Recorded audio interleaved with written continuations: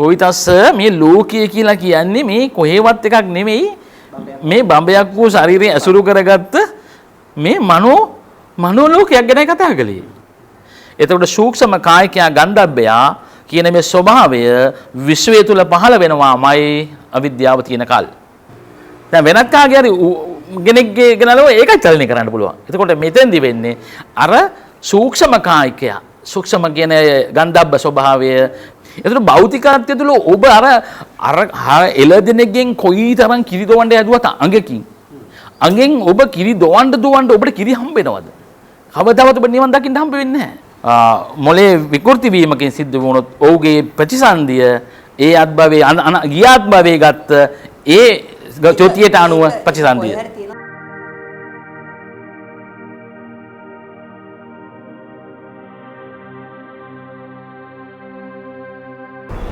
අයිබෝවන් හැම දිනාටම සුබ දවසක් වේවා. සත්‍යාවීලොක්ස් YouTube නාලිකාවත් එක්ක අපි කරගෙන යන දාර්ශනික සාකච්ඡා මාලාවේ ඔබට මතක ඇති අපි කාලයක් සාකච්ඡා වාද විවාද කරමින් අපේ නාලිකාවත් එක්ක දීර්ඝ කාලයක සම්බන්ධතාවය පවත්වන චරිතයක් තමයි එතුමාගේ අනුගාමිකයන් අරහත් උපාසකතුමා නමින් හඳුන්වන අපේ ડોક્ટર පෙරේරා.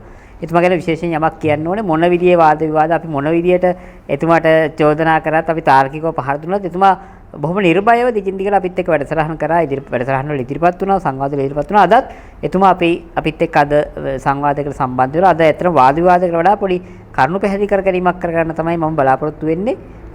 තෙරුවන් සරණයි ડોක්ටර්. තෙරුවන් සරණයි. දැන් ડોක්ටර් සෝවාන් සකදාගාමි අනාගාමි අරහත් මේ සතර මඟ සතර ඵල ගැන කතා කරන්න ඉස්සෙල්ලා ලිහා ගන්න ප්‍රශ්නයක් තියෙනවා. මේ ප්‍රධානම ඒ තමයි මේ අනුතරේ මුලින් ලෞකික සම්මාදිට්ඨිය පිළිහිටන්න එපේ.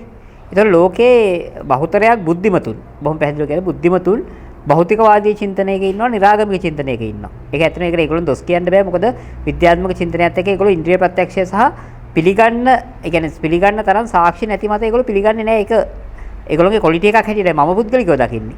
ඒතර ડોක්ටර් අපි කොහොමද දැන් බෞද්ධයෙක් බුදුරජාණන් වහන්සේ කිව්ව පමණින් සසර පැවැත්ම මරණය මතු පැවැත්ම පිළිගන්නවා කියලා ඒ කොන්දේසිය මත නිරාගමිකයෙක් හෝ අන්‍යාගමිකයෙක් පිළිගත යුතු නෑනේ. මොකද්ද ડોක්ටර් දෙන්න පුළුවන් සහතිකය අපි මරණය පස්සේ උපදිනවා කියලා ඒක සම්බන්ධයෙන්.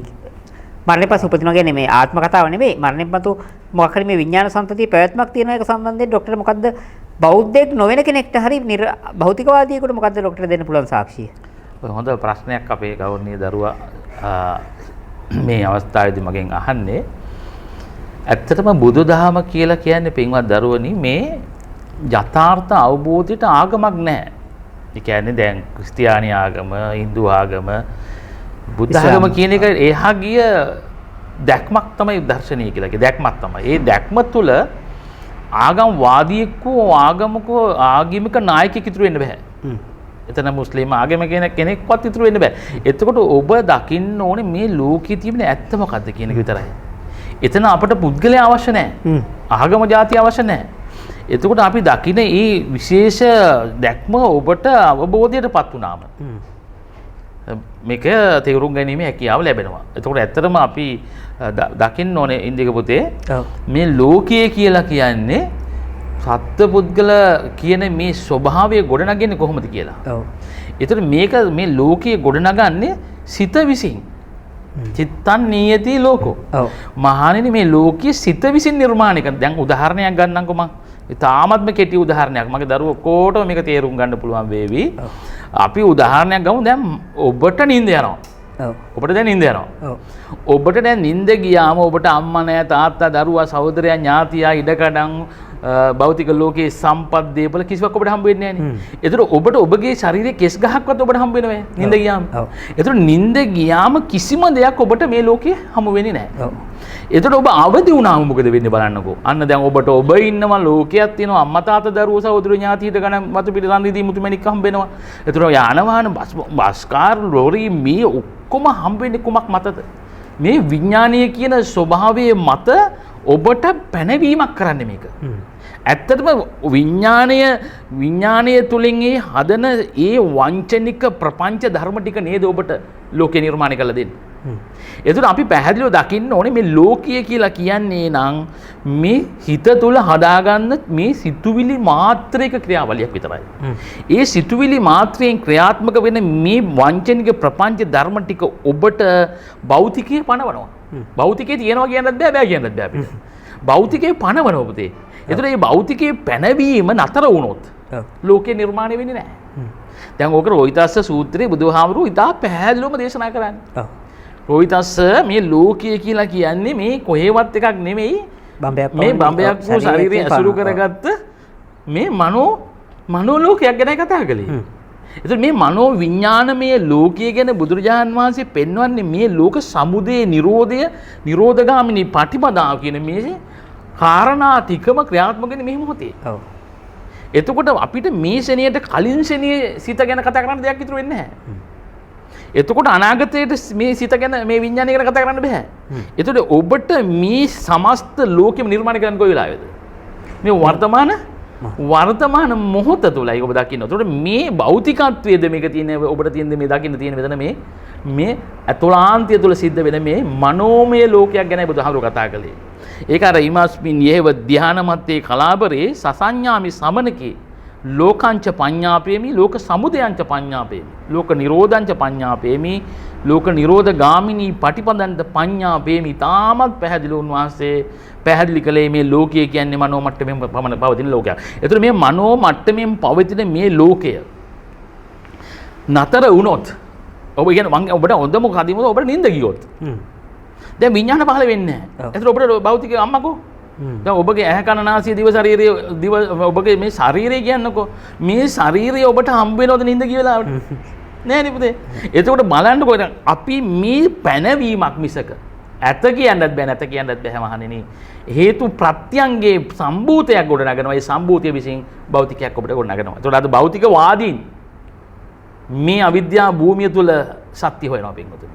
කවදාවත් හම්බෙන්නේ අර අසුචි වලේ මැණික් හොයනවා වගේ කුණු ගොඩේ මැණික් හොයනවා වගේ මෙයාලට කවදාවත් හම්බෙන්නේ නැහැ. ඒ නිසා මා හිතා පැහැදිලිව දේශනා කරනවා මේ වෙලාවේ ඔබට මං ගෞරවනීය දරුවනේ මේ මගේ ලෝකවාසී සියලු බෞද්ධ අබෞද්ධ ඕනම කෙනෙකුට මේ ධර්මය අවබෝධ කර ගැනීම හැකියාව ලැබෙනවා. මොකද තමා තුලින් මේ ධර්මයේ ප්‍රඥාවෙන් දකින්නට ඕනේ. ඒ නැතුව අපි මේ භෞතිකත්වයේ කර තියාගෙන පීනගෙන කොයිතරම් දැඟලුවත් අපිට බෞද්ධික ලෝකයේ අවිද්‍යා පත්‍ය පුඤ්ඤාභි සංඛාර අපුඤ්ඤාභි සංඛාර ආනිඤ්ඤාභි සංඛාර කියන සංස්කාර ධර්ම තුනට අපි කොටු වෙනවා. ඒ කොටු වීම නතර කරගන්න යථා භූතම් පජානාති වෙන්නටම ඕනේ.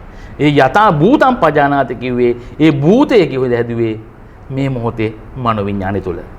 ඒ භූතය ඔබ අවබෝධයටපත් වුණා නම් ಜಾති ભેද කුල මල ආගම් සියල්ල නිමා වෙනවා. සත්ත්ව පුද්ගල ආත්ම ද්‍රව්‍ය වස්තු සියල්ල නිමා වෙනවා.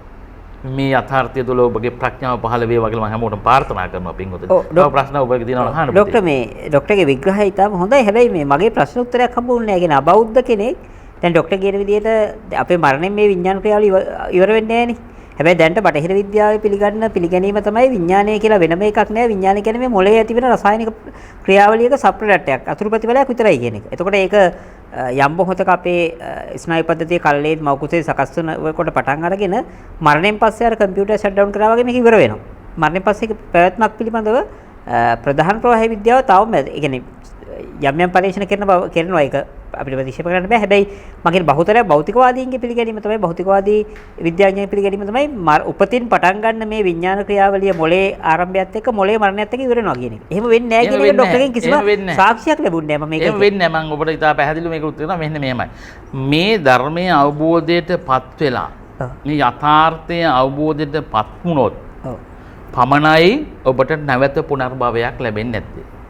එහෙම නැත්නම් අනිවාර්යයෙන්ම හේතු ප්‍රත්‍ය ක්‍රියාත්මක වෙනවා. මොකද ඔබට මේ ධර්ම අවබෝධයටපත් වුණොත් යලි පුනර්භවය නැති වෙන්නේ හේතුව කුමක්ද? මහණෙනි චුති පටිසන්ධික්ෂණේ විපාකා අභ්‍යකතානං කටත්තාච රූපානං කම්මපච්චේන පච්චයන්.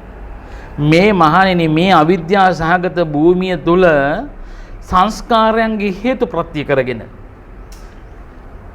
කර්ම හේතු ප්‍රත්‍ය කරගෙන කර්මීය මූලික කරගෙන කාය දශක භාව දශක වස්තු දශක ඊට ඊළඟ සෙනේ චක්කුසෝත ගහන ජීවා කියන සූක්ෂම කායික විඥානයේ මේ ගන්ධබ්බ කායිකයා විශ්වය තුල පහළ වෙනවා. හරි දැන් ડોක්ටර් කියන්නේ බෞද්ධ සාහිත්‍ය බුද්ධ ත්‍රිපිටකයේ ඇතුලේ අභිධර්ම පිටකයේ තියෙන විග්‍රහයනේ. ඕක ඇයි පිළිගන්න ඕනේ යන්නේ නිරාගමිකෙක් භෞතිකවාදියෙක්. ඔය ડોක්ටර් කියන්නේ ක්‍රියාවලිය ඒක පිළිගන්න වෙන සාක්ෂියක් ડોක්ටර්ට පෙන්වන්න පුළුවන්ද? මෙහෙමයි දැන් අපිට මේ ලෝකයේ ඔබට මම මෙහෙම කතාවක් කිව්වොත් ඔබට දැන් මා මේ පෙන්වන දර්ශනය ඔබට දැන් අපි මේ ලෝකෙ විනාශ වෙනවා. මේ ලෝකෙ විනාශ වෙනවා. විනාශ වුණාට පස්සේ කෙනෙක් ඇවිල්ලා කියනවා එංගලන්තේ ගහන මැච් එක ලංකාවේ පෙවුණා කියලා. හරිද? ඒතර ඔබ පිළිගන්නවද? ඔබ පිළිගන්නේ නැහැ. ඔබ අහනවා එංගලන්තෙට කොහොමද අපේ ගෙදරට එන්නේ මැච් එක ගහන්නේ? ඔව්. ඒතකොට තාක්ෂණය එදා බුදුරජාණන් වහන්සේගේ කාලේ බුදුරජාණන් වහන්සේ කියන්නේ සර්වඥතා ඥානයක් තියෙන උන්වහන්සේ මේක දැකලා කියනවා මෙන්න මෙහෙම ක්‍රියාත්මක වීමක් ලෝකෙ සිද්ධ වෙනවා ඒක ශ්‍රාවක ගෝචර නැහැ ඒක බුද්ධ විශේෂයි. එහෙම යාන්ත්‍රණයක් තියෙනවා කියලා. එහෙම යාන්ත්‍රණයක් තියෙනවා කියලා කියනවා. එතකොට ඔබට බලුවන් දේ ප්‍රතික්ෂේප කරන්න. ඔබට ඒ ප්‍රතික්ෂේප කරන්න බෑ. නමුත් ඔබ මේ කාරණාව ප්‍රතික්ෂේප කළත් නොකළත් සිදුවීම එලෙස සිද්ධ වීමක් සිද්ධ වෙනවා. මොකද හේතුඵල න්‍යාය ධර්මයේ අනුව ක්‍රියාත්මක වීම සිද්ධ වෙනවාමයි. ඒ කියන්නේ අපි පුනර්භවයක් අනිවාර්යයෙන්ම සිද්ධ වෙනවා මේ අවබෝධයටපත් නොවුනොත්. ඒ නිසා තමයි බුදුරජාණන් වහන්සේ ඊට පැහැදිලිව දේශනා කරන්නේ මේ චුතියෙන් පටිසන්ධිය ලැබෙන ආකාරය. එතකොට සූක්ෂම කායිකයා ගන්ධබ්බයා කියන මේ ස්වභාවය විශ්වය තුල පහළ වෙනවාමයි අවිද්‍යාව තියෙන කල්. එතන අවිද්‍යාව භවගාමී සංකල්පයේ හැටියටයි බුදුහාමුදුරුවෝ ඊට පැහැදිලිව පෙන්වුවේ. යමෙක් අවිද්‍යාව මනාව අවබෝධයෙන් පත්වන ප්‍රඥාව පහළ වුණොත් ඔහුගේ අවිද්‍යාව තුල ගමන නතර වෙනවා. අන්න ඒකට කියනවා නත්ති ජාති පුනර්භවෝ කියලා. ඉතින් ලම්මා සම්බුද්ධත්වයට දා බුදුරජාණන් වහන්සේ සිංහනාදී කරන්නේ ඔතනයි. මම අග්ගෝ අමස්මි ලෝකස්ස ජෙෂ්ඨෝ අමස්මි ලෝකස්ස ශ්‍රේෂ්ඨෝ අමස්මි ලෝක අයමන්ති මාජාති නච්චි දාති පුනම්බවෝ. ඉතින් උන්වහන්සේ මේ ධර්මයේ දැක්කට පස්සේ උන්වහන්සේ ප්‍රීති වාක්‍යයක් ඇටියට ප්‍රකාශ කරනවා මම නැවත ඉපදීමක් නැහැ. යලි ගමනක් සංසාරේ හේතු ප්‍රත්‍ය ක්‍රියාත්මක වෙන්නේ නැහැ. අනිත් හැම දිනාටම මේ ධර්ම අවබෝධ වෙනතුරු මේ සංස්කාර ධර්මයන්ගේ ක්‍රියාකාරීත්වය පවතිනවා. ඉතින් අපිට යම් කිසි කෙනෙක් පවතින්නේ නැහැ කියලා කියන්න පුළුවන් පවතිනවා කියලා කියන්න පුළුවන්. හැබැයි ඔබ දකින මේ දර්ශනය තුළ ඔබ මේ වෙලාවේ ඔබ මේ ධර්මය දැක්කොත් මම ඔබට අහනවා සසර යන කෙනෙක්කෝ එන කෙනෙක්කෝ ඉන්න කෙනෙක් ඉන්නවද කියලා. ඇත්තටම මේ සිදු වෙන්නේ සිහිනයක් පමණයි. මේ සිහිනය තුළ සත්‍ය පුද්ගලෙක් ඉදමක් කඩමක් අම්මෙත් තාත්තෙත් දරුවෙක් ඉන්නව නෙමෙයි. එතකොට ඔබට අම්මෙත් තාත්තෙත් දරුවේ සහෝදරයෙක් ගොඩනගලා දෙන්නේ කවුද? කවුද? මේ මනෝ විඥානයේ විසින්මයි. එතකොට ඔබට භෞතිකයක් ගොඩනගලා දෙන සම්පූර්ණ භෞතිකය තියෙන්නේ පැනවීමක් විතරයි. එතකොට මේ පැනවීම තුල නිර්මාණය කරන මේ භෞතිකත්වය පිළිගන්නවා නම් ඒ අවිද්‍යාවයි. එතකොට පුතේ දැන් ඔබට සත්‍ය පුද්ගලයෙක් මරණයෙන් පස්සේ උපදිනවද නැද්ද කියන ප්‍රශ්නෙට මම උත්තරයක් දෙන්නේ අවිද්‍යාව තුලයි. හැබැයි විද්‍යාව තුල මට ඔබට ඒකට උත්තරයක් දෙන්න බෑ. ඇයි ඒ? ඔබගෙන් මං අහනවා දැන් සත්‍යෙක් ඉන්නවද කියලා. දැන් ජීවත් වෙන සත්‍යයකෝ. පරමාර්ථ වශයෙන් සත්‍ය පුද්ගලෙක් නෑ ඒක හරි. පරමාර්ථයක් නෑ. ඒතකොට අපිට කවදාවත් ධර්ම අවබෝධයට පත් වුණාට පස්සේ පුනර්භවය ගැන කතා කරන්න බෑනේ.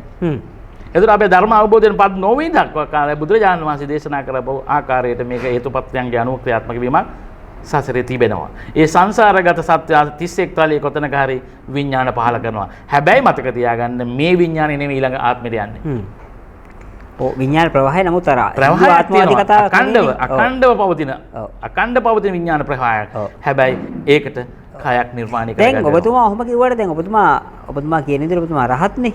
හැබැයි සෝතාපන්න ඵලයේ ඉන්නවා කියලා කියන අපේ ගොඩකන්ද මහත්තයා කියලා කියන්නේ මෙතන සත්‍ය පුද්ගලයෙකුත් නැහැ මේක උපතින් පටන් අර මරණයෙන් ඉවර වෙනවා මෙතන මේ මොහොතේ මම කියලා කෙනෙක් නැහැ කියන අවබෝධ කරගම සෝවාන් වෙනවා එතනින් මේක ඉවරයි කියලා ඔබතුමා කියන එකත් එක්ක පරස්පර විරෝධීනේ. ඔව් දැන් එතෙන්දී අපි ගොඩකන්ද මහත්මයාගේ තියෙන ඇත්තටම එතන තියෙන ඔහුගේ අවබෝධයේ තියෙන දුර්වලකමක් එතන තියෙන්නේ. එතුමට මම ඉතාමත් පැහැදිලිව දේශනා කරන මේ වෙලාවේ ඒ මොට්ටකම ඒ මෝඩකම නිසායි ඔබට එහෙම හිතෙන්නේ. එතුමා අහන්නේ මොකද්ද යන්නේ එහෙම යන්න එකක් තියෙන්නේ මේ මොහොතේත් නැත්තම් මම සත්‍ය පුද්ගලෙක් ආයේ මරණයෙන් පස්සේ යන්නේ කවුද ඉන්නේ කියන එක ප්‍රශ්නේ සාධාරණයි. ඔව් ඒ මේ මොහොතේ නැත්තේ සත්‍ය පුද්ගලෙක් මේ ලෝකේ මේ මොහොතේ නැහැ කියලා කියනවා නම් හරිද? එතකොට දැන් අවිද්‍යාව නැති කෙනෙකුට විතරයි ඒක දකින්නේ. එහෙමයි. දැන් එතුමා එහෙම කියනවා නම් ඒ කියන්නේ එතුමාත් අවිද්‍යාව භූමියෙන් එතර වෙලානේ එතුමාට ඒ අවබෝධය ලැබිලානේ සත්‍ය පුද්ගලෙක් නෑ කියන එක. මෙතන තියෙන්නේ මේ ස්කන්ධ ක්‍රියාවලියක් විතරයි කියන එක එතුමාත් කියනවා කියන්නේ ඔබතුමාගේ අරහත් ඵලයේ තියෙන අවබෝධය මෙතුමාට ලැබිලානේ සෝතාපන්න ඵලය. ඒතකොට ඔය අරහත් ඵලෙම වැඩන්නේ නෑ නෑ අරහත් ඵලය කියන්නේ මෙහෙමයි. යම් කෙනෙකුට අපිට කියන්න පුළුවන් ඒ මට මොකද ගොඩකන්ද මහත්මයාට මම බොහොම විවෘත ආරාධනාවක් කරනවා එතුමා මාත් සමග සංවාදයට ආව නම් එතුමාගේ මාර්ගඵලය පිළිබඳව විස්තර කියනවා. මොකද මට ඉදිරියට ඔබතුමාගේ සංවාදය විවෘතයි. විවෘතයි. එතුමා ගැන මම විශේෂයෙන්ම වචන මේ වෙලාවට ප්‍රකාශ කරන්න කැමති නෑ. මම ඊළඟට එතුමාගේ ඒ දැක්ම සමහර තියෙන දුර්වල තැන් තියෙනවා නම් ඒ සියල්ල මට ධර්ම සාකච්ඡාවකදී සාකච්ඡාවට භාජනය කළොත් යමක් කියන්න පුළුවන්. දැන් ඔබතුමා කොහොමද කියන්නේ අර සත්‍ය පුද්ගලෙක් නෑ ඒ නිසා උපදින කෙනෙකුත් නෑ. ඒ කියන්නේ ඊළඟ ආයේ මේක මේ සංසාරේ යන කතාවක් නෙමෙයි මේක මේ බඩ වඩා ගන්න හාමුදුරුවෝ හදපු එකක් කියලානේ එතුමා කියන්නේ. ඒක වැරදි සම්පූර්ණයෙන් එහෙම. එහෙම කියන්න බෑනේ. සත්‍ය පුද්ගලෙක් ද්‍රව්‍යයක් වස්තුවක් නැති වෙන්නේ අවිද්‍යාව පහළ වුණොත් විතරනේ. අවිද්‍යාව තුල තියෙනවනේ ඔක්කොම. සත්‍ය පුද්ගලෙක් බවට පත් වෙන ස්වභාවයක් තියෙනවා. අවිද්‍යාව තුල. ඔබතුමා කියන අවිද්‍යාව තියෙන තාක් අර පටිසම්පන්න ක්‍රියාවලිය අකණ්ඩව සිදු වෙනවා. එක ශෙනයක්වත් නතර වෙන්නේ නැහැ. එතකොට අපි ඊළඟට දැන් උපුල් ප්‍රනාන්දු මහත්තයා කෙලින්ම අභියෝගයට ලක් කරා ඔබතුමාගේ නම නොකියුවට අර ඔබතුමා කියපු අර මේ හાર્ට් එකට ප්‍රතිසන්දි විඥානය සම්බන්ධ වෙන එක ඒක කිසිසේත් බුද්ධ දේශනාවල එකඟ නැහැ. ඒක සම්පූර්ණ මේ විද්‍යාව බුද්ධ ආගමත් එක්ක සම්බන්ධ කරලා කරපු විකෘතියක් කියලා. ඔබතුමා මම හිතන්නේ ඒකටත් උත්තරයක් දෙන්න. ඔව් එතන උපුල් ප්‍රනාන්දු මහත්මයාට මොකක් අරබය කතා කරන්නේ. එතුමා කියන්නේ විඥානය ඇති වෙන්නේ මේ එතුමා අර මහානිදාන සූත්‍රයත් එක්ක තමයි ඒක පෙන්වන්නේ. එතුමා කියන්නේ කිසි තැනක බුදුහාමුදුරුවෝ ඔබතුමා කියන විදිහ එකක් කියලා නැහැ කියලා. දැන් මේක දැන් මෙහෙම හිතන්න ඕනේ දැන් මස්ලේකය කියලා තියෙනවනේ. ඔව්. දැන් මස්ලේකය දැන් ඔබට මම පෙන්නනවා මෙහෙම එකක්. දැන් මේක ගැහෙනවා මෙහෙම. ඔව්. හරි? මේ ගැහෙන සලසුලක් කියලා වයිබ්‍රේට් වෙනවා. වයිබ්‍රේට් වෙනවා මේක. ඔව්. මේකට මම කියනවා මේ ඇපල් ගෙඩියක්. ඔව්. එතකොට ඒකත් වයිබ්‍රේට්. ඒකත් වයිබ්‍රේට් වෙනවා. මම මේකට තියෙනවා දොඩම් ගෙඩියක්. ඒකත් වයිබ්‍රේට් වෙනවා. ඔව්. මම මේකට තියෙනවා කොස් ගෙඩියක්. ඒකත් වයිබ්‍රේට් වෙනවා. එතකොට මේ වයිබ්‍රේට් වීම කොස් ගෙඩියට අදාළද? ඇපල් ගෙඩියට අදාළද? අදාළද? ඒකට අදාළ නැහැ. එතකොට මේ කියන මේ මස්ලේ කය තියෙන වස්තු රූපේ මස්ලේ කයේ වස්තු රූපේ නැහැ. තේරුණාද? එතකොට මේ මස්ලේ කයේ වස්තු රූපේ නැහැ. නමුත් මස්ලේ කයේ මේ එර්ධ වස්තුව ක්‍රියාත්මක වෙන්න අර විඥාන ක්‍රියාවලිය සිද්ධ වෙනවා. ඒ විඥාන ක්‍රියාවලිය මතක තියාගන්න මේ මස්ලේ හෘදේ වස්තුවට අදාළ නැහැ. දැන් අපි තුමු හાર્ට් එකක් ගැන බද්ධ කරයි කියලා. ඔව්. ඒකත් මෙහෙම චලනය වෙනවා. දැන් වෙනත් කාගේ හරි කෙනෙක්ගේ ගෙනලව ඒකත් චලනය කරන්න පුළුවන්. එතකොට මෙතෙන්දි වෙන්නේ අර සූක්ෂම කායිකය සූක්ෂම කියන ගන්ධබ්බ ස්වභාවය මේ ශරීරය තුල රිංගලයිට අදාළ වූ අච්චුව නිර්මාණය කිරීම පමණයි සිද්ධ වෙන්නේ. එතකොට වස්තු රූපය කියන්නේ මස්ලේකයි නෙමෙයි. මස්ලයේ කියන දේ හෘද වස්තුව නෙමෙයි. එතන තියෙන්නේ ගන්ධබ්බයාගේ සූක්ෂම කායකයක්. ඒක සියුම් කායක්. ඒක අපිට නිර්ණය කරන්න දකින්න හම්බෙන එක අනිදස්සන කායක්. ඒ නිසා ඒක උපුල් මහත්තයා ඇතින් පොඩි පැහැදිලි කිරීමකට ලක් නොවෙන්න ඇති. ඒ නිසා එහෙම කියන්න ඇති කියලා මට හිතෙනවා. නමුත් ඔබතුමා කියන වගකීමෙන් කලලයක විඥානය මුලින්ම සම්බන්ධ වෙන්නේ හදවතට කියලානේ. ඔව් කලලයක හදවතට සම්පූර්ණාට පස්සේ තමයි ඒක කය වර්ධනය කරන්නේ. කියන්නේ කලලේ සජීවී කයක් බවට. ඔව් සජීවී කයක් බවට පත් වෙන. ඒ නිසා විඥානික සත්‍යය පහළ වෙන්නේ. ඒතර විඥානික සත්‍යය පහළ වෙන්න නම් සවිඥානික කයක් නිර්මාණය වෙන්න නම් එයාට වස්තු රූපයට මේ කියන සූක්ෂම කායක රින්ගන්න ඕනේ. කියන ගන්ධබ්බෝ පච්චුපච්චිතෝ හොති වෙන්න ඕනේ. ගන්ධබ්බය පච්චුපච්චිතෝ හොති නැත්නම් කලලේ විනාශ වෙලා යනවා. ඒතර ගන්ධබ්බය කියන එක මේ එකට සම්බන්ධ වීම නිසා තමයි. එතකොට ඒ ගන්ධබ්බය සමහරවල් කල්ලේ අතරතුර අයින් වෙලා වෙන ගන්ධබ්බයක් ඇවිල්ලා කල්ලේ කන්ටිනියු කරගෙන වෙන්නත් පුළුවන් දිගට. එහෙම වෙන්න බෑ. ඒක ඇබෝට්ස් වෙලා යනවා එතකොට. ඒක ආයෙ එහෙම වෙන්නේ නැහැ. එකක් වුණාම ඒක අයියා ගිහිලා අයින් වුණාම ඊළඟ ඒ මස්ලේකයි අයින් වෙනවා. ශරීරේ. ඊළඟ දෙවෙනි කෙනාට ඇවිල්ලා බැහැ ගන්න හැකියාවක් ලැබෙන්නේ. ඒකයි බෑ කියලා ඩොක්ටර් කියනවා. අලුතෙන් එන්න ඕනේ ආයෙපො. එතකොට ඩොක්ටර් දැන් මොනවද ඩොක්ටර් තව දැන් ඔය මං කිව්වේ විශේෂයෙන්ම මේ ලෞකික සම්මාදිට්ඨියත් නැති භෞතිකවාදීන්ට ඩොක්ටර් තව මොනවද කියන්න තියෙන්නේ? කියන්නේ අපි බුද්ධ දැන් ඩොක්ටර් කියන්නේ දැන් මේ අවබෝධය කියන රාමුව ඇතුලේ දැන් ක්‍රිස්තියානියත් කියනවා ශුද්ධාත්ම අවබෝධය ලැබුණා තමයි බයිබලයේ තේරෙන්නේ කියලා. ඩොක්ටර්ත් කියනවා මේ ධහම දැක්කම තමයි මේක තේරෙන්නේ කියලා. දැන් නමුත් නිරාගමිකයෙක් බුද්ධිමත් මධ්‍යස්ථ ගවේෂකයෙක් ලෑස්ති නැහැ රාමුවට ඇවිල්ලා ඒක පිළිගන්න. ඒගොල්ලෝ කැමති රාමුව එළියෙන් ඉඳලා මේක ඇත්තද කියලා බලලා ඇත්ත නංග දැන් බුදුහාමුදුරුවෝ කිව්වෙත් මේ ඇවිල්ලා බලලා පිළිගන්න කියලානේ. ඩොක්ටර් කොහොමද එතකොට ඒ වගේ කෙනෙකුට මේක තව ටිකක් ගැඹුරින් පැහැදිලි කරන්නේ භෞතිකවාදී මතයක් දරන කෙනෙකුට? ඔව්. දැන් අපිට බලන්න ඉතින් පැහැදිලිවම ඉතින් ප්‍රකාශ කරන්න පුළුවන් භෞතිකයේ ගොඩනගන්නේ කොහොමද? ඔබට භෞතිකයේ ලැබිලා තියෙන්නේ කොහොමද? ඔබගේ සිත ඔබට නිින්ද ගියාම ඔබට භෞතිකයක් තියෙනවද? බුදුහාමුදුරුවෝ ඇවිල්ලා බලන්න කිව්වේ ඒව බලවගේ ඕකට. එතකොට ඔබට භෞතිකයක් අම්මෙත්තාත් අතීතයක් වර්තමානයක් අනාගතයක් එතකොට කාලාන්තරයක් අවකාශයක් සත්වයෝ පුද්ගලයෝ ඉඩකඩම් ද්‍රව්‍ය වස්තු මේ සියල්ල ඔබට නිර්මාණය කළ දෙන්නේ කවුද? සිතෙන් තොරව ඔබට නිර්මාණයක් කරනවද? සිතකින් තොරව ඔබට භෞතිකයක් හම්බ වෙනවද? ඒතකොට සියලුම සිත නිර්මාණය කරන මේ භෞතිකත්වයේ පැනවීමක් විතරයි. ඔව්. ඒතකොට මේ පනවන භෞතිකත්වය ඇත්තක් කරගත්තොත් ඒ අවිද්‍යාවයි. ඒතකොට භෞතිකත්වය තුළ යම් කෙනෙක් මොකක් වැඩුවත් අපි තුමු භාවනා කළත්, එතකොට විදර්ශනා කළත්, සමාධිය වැඩුවත්, දාන දුන්නා, සිල් රැක්කත් මොකක් කළත් ඔය අවිද්‍යාව පත්‍ය පුඤ්ඤාපි සංඛාරා. හොරකම් කළා දඩි වැඩ බඩු වැඩ කරාත් ඌ අවිද්‍යාව පත්‍ය පුඤ්ඤාපි සංඛාරා. ඔව් යම් කිසි දෙයක් කමටහනක් කරගෙන ධ්‍යාන වැඩුවත් ඒකත් අවිද්‍යාව පත්‍ය ආනෙන්ජාපි සංඛාරා. එතකොට මේ සංස්කාර ධර්මය නේද නිර්මාණය වෙන්නේ. ඒ සංස්කාර ධර්මය නිර්මාණය වෙනවා කියන්නේ සසර නේද? එතකොට භෞතිකත්වය තුළ ඔබ අර එළදෙනෙක්ගෙන් කොයිතරම් කිරි දොවන්න යදුවත් අඟකින් අඟෙන් ඔබ කිරි දොවන්න ඔබට කිරි හම්බ වෙනවද? කවදාවත් ඔබ නිවන් දකින්න හම්බ වෙන්නේ නැහැ. ඒ නිසා පින්වත් දරුවනි මේ භෞතිකත්වය කියන්නේ තියෙන එකක් නෙමෙයි. භෞතිකත්වය ඔබට මෙහෙම මොහොතේ නිර්මාණය කළ දෙන්නේ කවුද? හොඳ ප්‍රඥාවෙන් දකින්න මේ ධර්මය. මේ භෞතිකත්වය කියන එක ඔබට ගෙනල්ලා දෙන්නේ කවුද? මේ සෙනේ මනෝ විඥානය. මත කියන්නේ චක්කු විඥානයත් නෙවෙයි. සෝත විඥානයත් නෙවෙයි.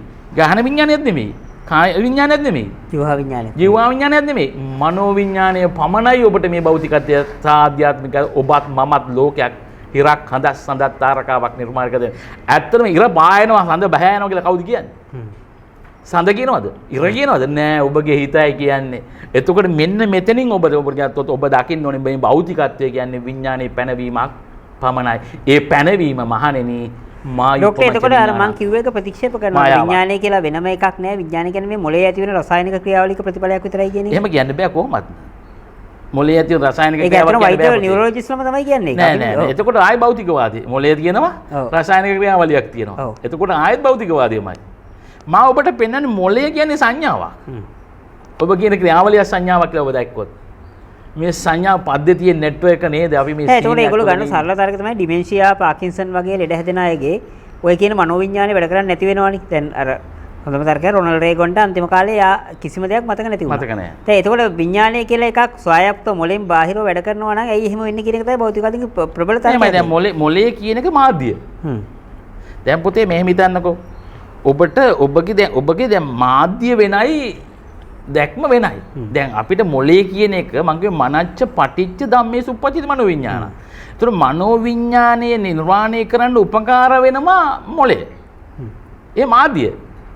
ඒතර මාධ්‍යට කවුරු ඩැමේජ් එකක් දුන්නොත් දැන් ඔබට මනෝවිඤ්ඤාණ බාර වෙන්නේ. ඔව් එතකොට ඩොක්ටර් හිතන්නේ දැන් කෝමා වෙලා මැරෙන කෙනෙක්ගේ කොහොමද චුතිපසන්ධි විඤ්ඤාණ සකස් වෙන්නේ එතකොට? දැන් අපි කාටද සිහිය නැතුණයි කියලා.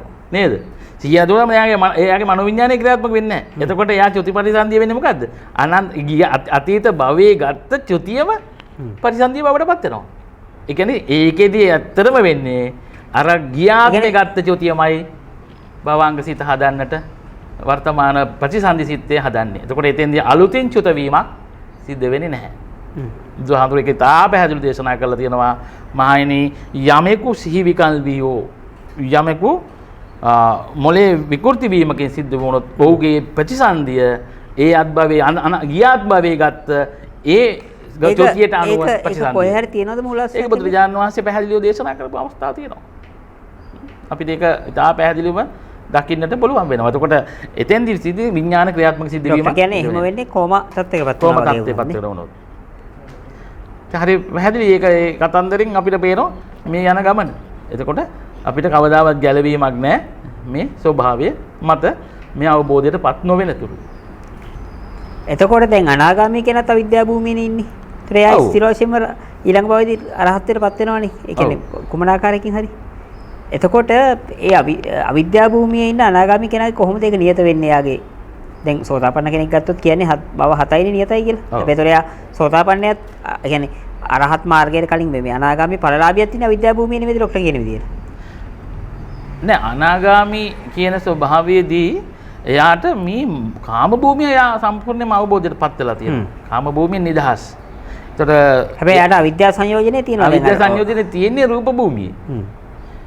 එතකොට ඒ රූප භූමිය කියන්නේ ඒ රූප භූමියේට එයා කැමැත්ත තාම තියෙනවා. එතකොට ඒ රූප භූමිය පිළිබඳ එයාගේ තණ්හාව තාම තියෙනවා. ඒ නිසා ඔහු මරණයෙන් පස්සේ ඔහුගේ විඥාන සැකසෙන්නේ රූපාවචර බ්‍රහ්ම ලෝකවල. එයා කාම භූමියට එන්නේ මොකද? ඒ කාම භූමිය සම්පූර්ණයෙන්ම එහා අවබෝධ කරලා ඒ කියන්නේ ඊතර වෙලා ඉවරයි. ඒ කියන්නේ වෙලා ඉවරයි. එතෙන්දී ඒක තමයි ඒ සිද්ධ වීම වෙන්නේ. ඉතින් ඇත්තටම නමුත් උඩ යම්කිසි අවිද්‍යාවක් තියෙනවා රූප භූමිය පිළිබඳ අරූප භූමිය පිළිබඳ. දැන් ඔය ડોක්ටර් මේ නිරාගමිකයන්ට පහර දෙන්න ගොඩාක් ඔය මේ බෞද්ධ අන්තවාදීව පාවිච්චි කරන තර්කයක් තමයි ඒගොල්ලෝ නියත මිත්‍යා දෘෂ්ටිකයි මෙලොවක් පරලොවක් පිළිගන්නේ නිරාගමික මරණයෙන් පස්සේ අපාගත වෙනවා කියලා. දැන් මට ඒ තර්කේ පිළිගැනීම පිළිබඳ පොඩි ප්‍රශ්නයක් තියෙනවා. දැන් මම දන්න නිරාගමිකයෝ ඉන්නවා. මගේ කියලා තියෙන උදාහරණයක් ડોක්ටර් ජනක ජයසූරිය මගේ නම නැවත නැවත කියනවා. මොකද එතුමා ගත්තොත් එතුමා ඊටාම යහපත් සදාචාර සම්පන්න ජීවිතයක් ගත කරන කෙනෙක්. ඒ කියන්නේ කෙනෙක් තා යහපත් ජීවිතයක් සමාජයේ යහපත් ජීවිතයක් ගත කරලා එයා තම ආගමික විශ්වාසයක් නොදැරීම මත මරණයෙන් මතු ජීවිතය අවුල් වෙනවා නම් ඒ ආගම පිළිබඳව ප්‍රශ්නයක් නැද්ද? මම ක්‍රිස්තියානි වේවා මුස්ලිම් හැම ආගමක කියන්නේ තමන්ගේ ආගම පිළිගන්නේ නැති එක අපාය යනවා කියලානේ. ඒක ඇත්තටම එහෙම ආගම පිළිගන්න ඕන නෑ. ආගම පිළිගන්නවා කියන්නේ මිත්‍යා දෘෂ්ටිකයි. ඕනේ නෑ. දැන් බුද්ධ දේශනාවෙත් ත්‍රිපිටකයේ තියෙන්නේ මේ දසවත් මේ භෞතිකවාදී දෘෂ්ටි උච්ඡේදවාදී දෘෂ්ටිය දරන කෙනා මරණයෙන් පස්සේ අපාය යනවා කියලානේ. කිසිම සමාජයට අවඩක් අසාධාරණයක් නොකරන ඊටාම යහපත් ජීවිතයක් ගත කරන. එයා ආගමන් ඇතුළත් ඒ කියන්නේ පංචශීලය දැන් මම කිව්වේ ડોක්ටර් ජනක ජයසූරිය කියන්නේ මම දන්න තරමින් ඔය ඊනියා බණ භාවනා කරන හොර බෞද්ධයන්ට වඩා පංචශීලය රකින්න කෙනෙක්. එහෙම කෙනෙක් මේ ඒ කියන්නේ ආගමක් පිළිනො ගැනීම මත අපාය යනවා කියලා කියනවනම් ඒක ලොකු අවුලක් නෙවෙයි. දැන් අපි මෙහෙම කියමු පුතේ අපි එතෙන්දී මෙහෙම විදිහම කියමු. බුදුරජාණන් වහන්සේ ඉතා පැහැදිලිව දේශනා කරනවා මහණෙනි ලෞකික සම්මාදිට්ඨියට යම් කිසි කෙනෙක්පත් වෙනවා නම් ඔහුගේ ලෞකික සම්මාදිට්ඨිය කියලා කියන්නේ ආගමයක තියෙන එකක් නෙමෙයි. ඔව් බොරු කේලම් ඉස් වචන පරුස වචන ප්‍රාණඝාත කාම මිත්‍යාචාර අදත්තාදානීය වැනි දේවල් වලින් කර්මයේ කර්මඵලයේ විශ්වාස කරගෙන දැන් මං කිව්වේ දැන් උදාහරණ මං කිව්වේ අර ડોක්ටර් විදිහට නෙමෙයි දැන් ජනක ජයසූරිය මේ බර්ට්‍රන්ඩ් රසල් ගත්තත් ඒගොල්ලෝ කර්මඵල විශ්වාස කරන අය නෙමෙයි. හැබැයි ඒගොල්ලෝ ලෝකෙට හානියක් කරපු අයත් නෙමෙයි. එතකොට එතෙන්දී අපිට පේන්නේ මෙයා සදාචාරමත් ජීවිතයක් ගත කරනවා කියන්නේ මෙයා මොනවද මම කරන්නේ එතකොට මේ කට්ටිය. මේ ඔක්කොමලා කරන්නේ මේ ડોක්ටර් ජයසූරිය මහත්මයාත් ඇතුළු සියලු දෙනා මොකද්ද කරන්නේ කට්ටිය? යහපත් ජීවත් වෙන කෙනෙක් තේරුම මොකද්ද? අවිද්‍යාවපච්චය පුඤ්ඤාභි සංස්කාර කරන්නේ. ඒතර අවිද්‍යාවපච්චය පුඤ්ඤාභි සංස්කාර කරනකොට ඊට අනුව ප්‍රතිඵල ලැබෙයි යාට සුගති භූමියක හරි. ඒ කියන දේ ඒක ડોක්ටර් දැන් අපිට ඒ ආගම ප්‍රතික්ෂේප කරලා කියලා අය හතර පහ යන්නේ. මතයක් දැරීම මත අපාගත වෙනවා නම් කවුරු ඒක මිත්‍යා දෘෂ්ටියක්. එහෙම හිතන් ඉන්නවා. එතකොට අපේ ડોක්ටර් ජයසූරිය මහත්මයා බොහොම සදාචාරාත්මක ජීවිතයක් ගත කරනවා නම් ඔහු ලබන්නේ අවිද්‍යාවපච්චය පුඤ්ඤාභි සංස්කාරා. එතකොට මේ අවිද්‍යාවපච්චය පුඤ්ඤාභි සංස්කාරයට අනුව ඔහුගේ පුනර්භවය උඩ ලැබෙවි. හැබැයි ඒක අපි කොතනද කියන එක අපිට අවිනිශ්චිතයි. ඒක දිව්‍ය ලෝකෙද මනුෂ්‍ය ලෝකෙද කියන එක. මතු චුතිසිත ද්වේෂසහගත වෙලා අපාගත වෙනොත් ඒක වෙනම කතාවක්. මම කිව්වේ මතයක් දැරීම මත කෙනෙක් අපාගත වෙනවා ඒක හරි අසාධාරණයි කියලා. ඒක හරි අසාධාරණයි. ඒක එහෙම කියනවා නම් ඔහු ඉන්නේ ප්‍රබල අවිද්‍යා භූමියක. ඒ කියන කෙනා. එහෙම කියන්න බෑ. ආගමයක් කියන එක හැදිලා තියෙන්නේ මිනිස්සු සංකල්ප වශයෙන් හදාගත්ත පසුබිමක විතරයි. හැබැයි ඒ තුල තියෙන අමුතුම මිත්‍යා දෘෂ්ටියක්. දැන් හැම ආගම තියෙන දෘෂ්ටියක්නේ. ඔව්. ඒලා කියනවා එයාගේ ආගම හරි කියලා. එයා කියනවා අර කට්ටියගේ ආගම හරි කියලා. ඒතකොට මේ ඔක්කොම කියන්නේ තම තමන් හරි කියලා. හැබැයි බුදුරජාණන් වහන්සේ කියනවා ආගමක් නෙමෙයි මේ ධර්ම දැක්මක් තියෙන්නේ. මෙතන තුල තියෙන පුද්ගලයේ සත්වයක් ආගමක් නෙමෙයි ඉතුරු වෙන්නේ නැහැ. මේ විශ්වයේ මේ සැබෑම යථාර්ථය දකින්න උත්සාහ කරන එක තනිකර සීනයක් විතරයි. මේ ලෝකයේ සීනයක් විතරයි. ඒතර මේ සීනය තුල ඔබ දකින්න ඕනේ මොකද්ද? සත්‍ය පුද්ගලයේ කම්මෙත්තාදී දරුවෙක් ආගම ජාතිය බලයක් කුලයක් මොකක්වත් තියනවද කියලා ඔබ දකින්න. අන්න එතනට ආවනම් ওই ප්‍රශ්න ඔක්කොම විසඳෙනවද නැද්ද? ડોක්ටර් කියන අවසාන විග්‍රහයේදී මුකුත් නෑ කියන තැන පරමසිද්ධ දෙයක් ඉතුරුනේ නෑනේ කතා කරන්න දෙයක් නෑනේ. මොකද ඔබට මාව හම්බ වෙන්නේ නැහැ මට ඔබ හම්බ වෙන්නේ නැහැ. නේ ඔබට මාව හම්බ වෙන්නේ නැත්නම් මට ඔබ හම්බ වෙන්නේ නැත්නම් තවත් දෙයක් හම්බ වෙන්නේ නැත්නම් කවුද කාට කතා කරන්නේ? මොනවා ගැන කතා කරන්නේ? අන්න ඒක තමයි පරම නිට්ටම ශුන්‍යතාවය. මේ අවබෝධයට පත් වෙච්ච කෙනෙක්. ඇත්තටම අරහත් කියන්නේ එතනයි. හරිද? මා ඔබට පෙන්වා දෙන්නේ මාර්ගය විතරයි පුතේ. මා ඔබලට කවදාවත් මට කියවන නිවන කියන්න බෑ. නිවන වචන වලින් කිව්වොත් ඒක වැරදි. ඔබට මා කියන්නේ ඇවිත් බලන්න මේ යථාර්ථය කුමක්ද කියලා හොඳට දකින්න උත්සාහ කරන්න. කොහොමද දැන් ડોක්ටර් කලින් වතාවත් කිව්වා කොහොමද ඇවිල්ලා බලන්නේ? මොකක්ද මේ process එකේ වැඩපිළිවෙල මොකක්ද? වැඩපිළිවෙල මෙච්චරයි. දැන් ඔබට සතර සෝතාපට්ටි අංග 4 ඕනේ. දැන් ඔබ සෝතාපන්න භාවයට පත් වෙන්න බුදුරජාණන්තුරේ ඉතා පැහැදිලිව මේ කල්යාණ මිත්‍ර සේවනීය සී සද්ධර්ම සේවනීය යෝනිසෝ මනස්කාරී ධම්මානුධම්ම පටිපදා මේ කියන සතර සෝතාපට්ටි අංග 4 ලැබෙන්න ඕනේ. ඒ විතරක් නෙවෙයි ඔබට පාරමිතා ධම් පිරලා තියෙන්න ඕනේ. ඒත් පාරමිතා ධම් පිරිච්ච කෙනෙකුට කල්යාණ මිත්‍ර සේවනීය සහ සද්ධර්ම ශ්‍රවණය සිද්ධ වෙනකොට මේක ඔටෝ සිදි වෙනවා. තමා විසින් නිවන් දකින්න නෙමෙයි. හේතු ප්‍රත්‍යයට අනුව සිද්ධ වීමක් වෙන්නේ. ඇත්තට නිවන කියන්නේ හේතු ප්‍රත්‍යයක්. එතකොට ඕකත් අර දැන් අර අපි අර මුස්ලිම් සහෝදරයෙක් ළඟ සාකච්ඡාවක් කරා. ඒගොල්ලෝ කියන විදිහට අල්ලාහ් දෙවියෝ අනාගතය දකින්නවා දැකලා පොතක ලියනවා ලියන එක වෙනවා. ඒ වගේ ඕකත් දැන් ඔබතුමා කියන විදිහට මම මේ භවයේ සෝවාන් වෙලා නැද්ද කියන එක මම උපදිනකොට ඩිසයිඩ් වෙලා ඉවරයිනේ මට කරන්න දෙයක් නැහැ නේද එතකොට. ඉතින් මෙහෙම ඒකත් අර දේවවාදී ආගම කතාව වගේ එකක් නේ. ඒක අපිට කියන්න බෑ. ඒක ඔබට මට කියන්න බෑනේ ඒක. මම සෝතාපන්නද නැද්ද කියලා. නෑ නෑ ඒක නෙමෙයි මම කියන්නේ. මම කියන්නේ දැන් ડોක්ටර් කියන විදිහට පාරමිතා පිරිච්ච කෙනාට තමයි කල්යාණ මිත්‍ර අසුර ලැබෙන්නේ. හරිනේ. පාරමිතා පිරලා තියෙන කියන්නේ මේ මාර්ගඵලයට දාලා පාරමිතා පිරලා තිබුණොත් එයාට කල්යාණ මිත්‍ර ඇසුර ලැබුණාම ඔටෝමැටිකලි එයාගේ අවබෝධය වෙනවා. ડોක්ටර් ඒකනේ කියන්නේ. එතකොට මගේ තර්කයේ මම උපදිනකොටම ඔක ඩිසයිඩ් වෙලා නේද? එතකොට පාරමිතා පිරලා නැහැ. අනිවාර්යයෙන්ම දැන් පාරමිතාව කියන එක උපදිනකොටම එතකොට මට මගේ ෆ්‍රී විල් එකට මට මේ ජීවිතේ කරන්න දෙයක් නැහැ නේද? පුළුවන් ඔබට මේසනේ පාරමිතා අඩුව තියෙන එක පූර්ණ කරගන්න. දැන් ඔබ දැන් උපදිනකොට යම් මට්ටමක පාරමිතාවක් එකයි උපදින්නේ. එතකොට ඔබගේ අඩුවක් තියෙනවනේ. ඒ අඩුව පුරවා ගැනීම පුළුවන් මේ වෙලාවේ. මම ප්‍රශ්නේ තියෙන්නේ දැන් අර මහදන සිටුමාගේ කතාවේදී බුදුහාමුදුරුවෝ කියනවා මෙයා මේ තරුණ කාලේ මහණුණා නම් රහත් වෙනවා. මධ්‍යම වයසේ මහණුණා නම් මම හිතන්නේ අනාගාමී වෙනවා. මහලු කාලේ මහණුණා සකදාගාමී. ඒ කියන්නේ එයා රහත් වෙන තරම් පින තිබිලත් මිනිහට ඒක සවැත් නුවර ඉඳලත් මිනිහට මිස්සලා මිනිහ අන්තිමට බේබත් එක්කලා හේතු බලන්නේ. නෑ නේද? බුදුහාමුදුරුවෝ කියන දේ රහත් වෙන පින තිබිලා තියෙනවා. පින තිබ්බට එයාට හේතු බලන්න හැකුන්නේ නැහැ. කල්යාණ මිත්‍ර සේවනයේ හම්බුන්නේ නැහැ. දැන් අජාසත්ත සෝවාන් වෙන පින තියෙද්දි බිම්බිසාර රජුගේ මාලිගාවට බුදුහාමුදුරුවෝ ඇවිල්ලත් අජාසත්තට පින තිබිලා සෝවාන් වෙන බැරි වුණානේ අන්තිමට පීතෘ ගහතේ තුනානේ. එතනදී ඕකේ තාම ප්‍රත්‍ය වෙලා නැහැ. කියන්නේ හේතු ප්‍රත්‍ය සැකසিলা නැහැ. ප්‍රත්‍ය සැකසিলা නැත්තම් බුදුහාමුදුරුවෝ කියන එක බොරුවක් වෙන්න එපයි. බුදුහාමුදුරුවෝ කියන්නේ බුදුරජාණන් වහන්සේ කියන මෙයා මෙන්න මේ කාලෙදි මෙහෙම ආව නම් හරි. මේ කාලේට ආවේ නැහැනේ. මහජන සිටුවරයා මේ කාලේදී එතකොට අර 999 මේ කාලේ වෙන්නේ නැහැ. එතකොට 999ක් මරපු කවුද අඟුලිමාලව හොයාගෙන ගියපු බුදුහාමුදුරන්ගේ යුතුයකමක් තිබුණ නැද්ද තමන්ගේ මේ නිත්‍යදායකයෙක් බිම්බිසාර රජුරුවන්ගේ පුතාව මාලිකාවට ගිය වෙලාවක බණ කියලා සෝවාන් කරවන්න බුදුහාමුදුරන් අසාධාරණයි. හොඳ ප්‍රශ්නයක් ඔය අහන්නේ. ඉතාමත් පැහැදිලි ප්‍රශ්නයක් නේ ඔය අහන්නේ. ඔව්. අර 999 මිනිමරපෝ අඟුලිමාලව ඊට බුදුහාමුදුරුවෝ මහා කරුණාව හොයාගෙන ගිහිල්ලා කැලේට ගිහිල්ලා නිර්වාණ අවබෝධ කරගන්නත් ඔව් මහදන සිටුවරයා අජාසත්ත වගේ අයව ඇයි එහෙම කළේ නැහැ කියලා කියන්නේ. හරිද? ඒකට හොඳම උත්තරේ මොකද්ද? ඒ මොහොත වෙන විට එයාට හේතුඵල සැකසিলা නැහැ. බුදුන්ට වඩින්න. එතෙන්ට බුදුන් වැදලා බුදුන් ඔවුන් මගෙන් මේ අවිද්‍යාවෙන් නිදහස් කරන්නට තාම අජාසත්තට ඒ මොහොත වෙන විට එදා ඒ මොහොත වෙනකොට උඩ හේතුඵල සැකසিলা තිබ්බේ නැහැ. හැබැයි සසරද හැබැයි දව ටික කල් යනකොට හේතුප්‍රත්‍ය සැකසෙනවා. අන්න ඒ සැකසෙනකොට උන්ට ඒ කාලේ උදා වෙවි. දැන් පොතේ දැන් ඔබ අවුරුදු 29යි කියමු. ඔබට අවුරුදු 29 කියලා හිතමුකෝ. නැත්නම් ඔබට අවුරුදු 25යි කියමුකෝ. එතකොට ඔබට මේ බණ ඇහුණත් ඔබට හැෙන් තේරෙන්නේ නැහැ. දැන් මම හොඳම උදාහරණය මාව ගන්න. ඔව්. වෙන කවුරුත් ගන්න එපා. මම විශ්වවිද්‍යාලේ පෙරදින විශ්වවිද්‍යාලයේ ඉන්න කාලේ මම වෛද්‍යවරයෙක් වෙලා මම විද්‍යාපීඨයෙන් වෛද්‍ය පීඨයෙන් එළියට එන්නේ නිවන් දකින්න නෙමෙයි. මං එන්නේ ගේමක් ගහලා කොහොම හරි මේ හොඳට මුදල් හදල් හම්බ කරගෙන මේ සතුටෙන් සාමියෙන් හොඳ විවාහ ජීවිතයක් ගත කරලා ජීවත් වෙන්න කියලා හිතාගෙන. හැබැයි මට එදාට මේ බණ කිව්වා නම් මට බණ ඇහෙන්නේ නැහැ. මට මේ බණ තේරෙන්නේ නැහැ. මොකද මගේ හේතුප්‍රත්‍ය සැකසෙලා තිබ්බේ නැහැ. එදාට බුදුරජාණන් වහන්සේ ඒ වෙලාවේ කෙලෙසාවරණයක වෙහිලා තියෙනවා. කෙලෙසාවරණය කියලා තියෙනවා. හැබැයි මම අවුරුදු 10ක් විතර මේ වෛද්‍ය වෘත්තිය කරගෙන යනකොට මගේ ටාගට් ටික මං ඇචීව් වෙනකොට මට පේනවා මේකේ තියෙන අසාර භාවය. අන්න එතනින් පස්සේ මම දිගට හරහාට පින්දහම් කරන්න පටන් ගත්තා. දන් දුන්නා. විවිධ දේ කටයුතු කළා. මේ අතරතුරේ මගේ පාරමිතා පිරුණා. පාරමිතා පිරනවත් එක්කම අවශ්‍ය ප්‍රඥා අවබෝධයටපත් වෙනවා. ඇත්තටම මේකයි එතන වෙන්නේ. ඒකෝට අපි හිතන්න අරකයි අපි උපත්තියෙම මේ ජාති සෝතාපන්න වෙලා වුණ ගේමක් නෑ. අපි ජාති සෝතාපන්න නොවි හිටියා නම් අපිට ওই ප්‍රශ්නේ එනවා. එකපාරටම මතුවෙන්නේ ධර්මයේ කියන එක. දැන් ඒක තමයි බුදුහාමුදුරුවෝ කිව්වේ මේක ඇත්තම අර ඔබතුමා කිව්වා වගේ කෙලෙස් ආවරණයකින් හැම වෙලාවෙම මේක වැහිලා තියෙන්නේ. ඉතින් කෙලෙස් ආවරණේ විවෘත වෙච්චම ගමන් එයා නිදහස් වෙනවා. එයාට මේ දහම එනවා.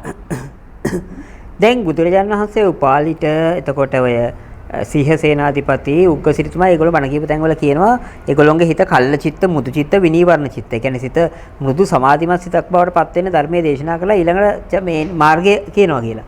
ඉතින් ඒකම බුදුහාමුදුරුවෝ තිබුණේ නැද්ද අජාසත්තරත් කරන්න?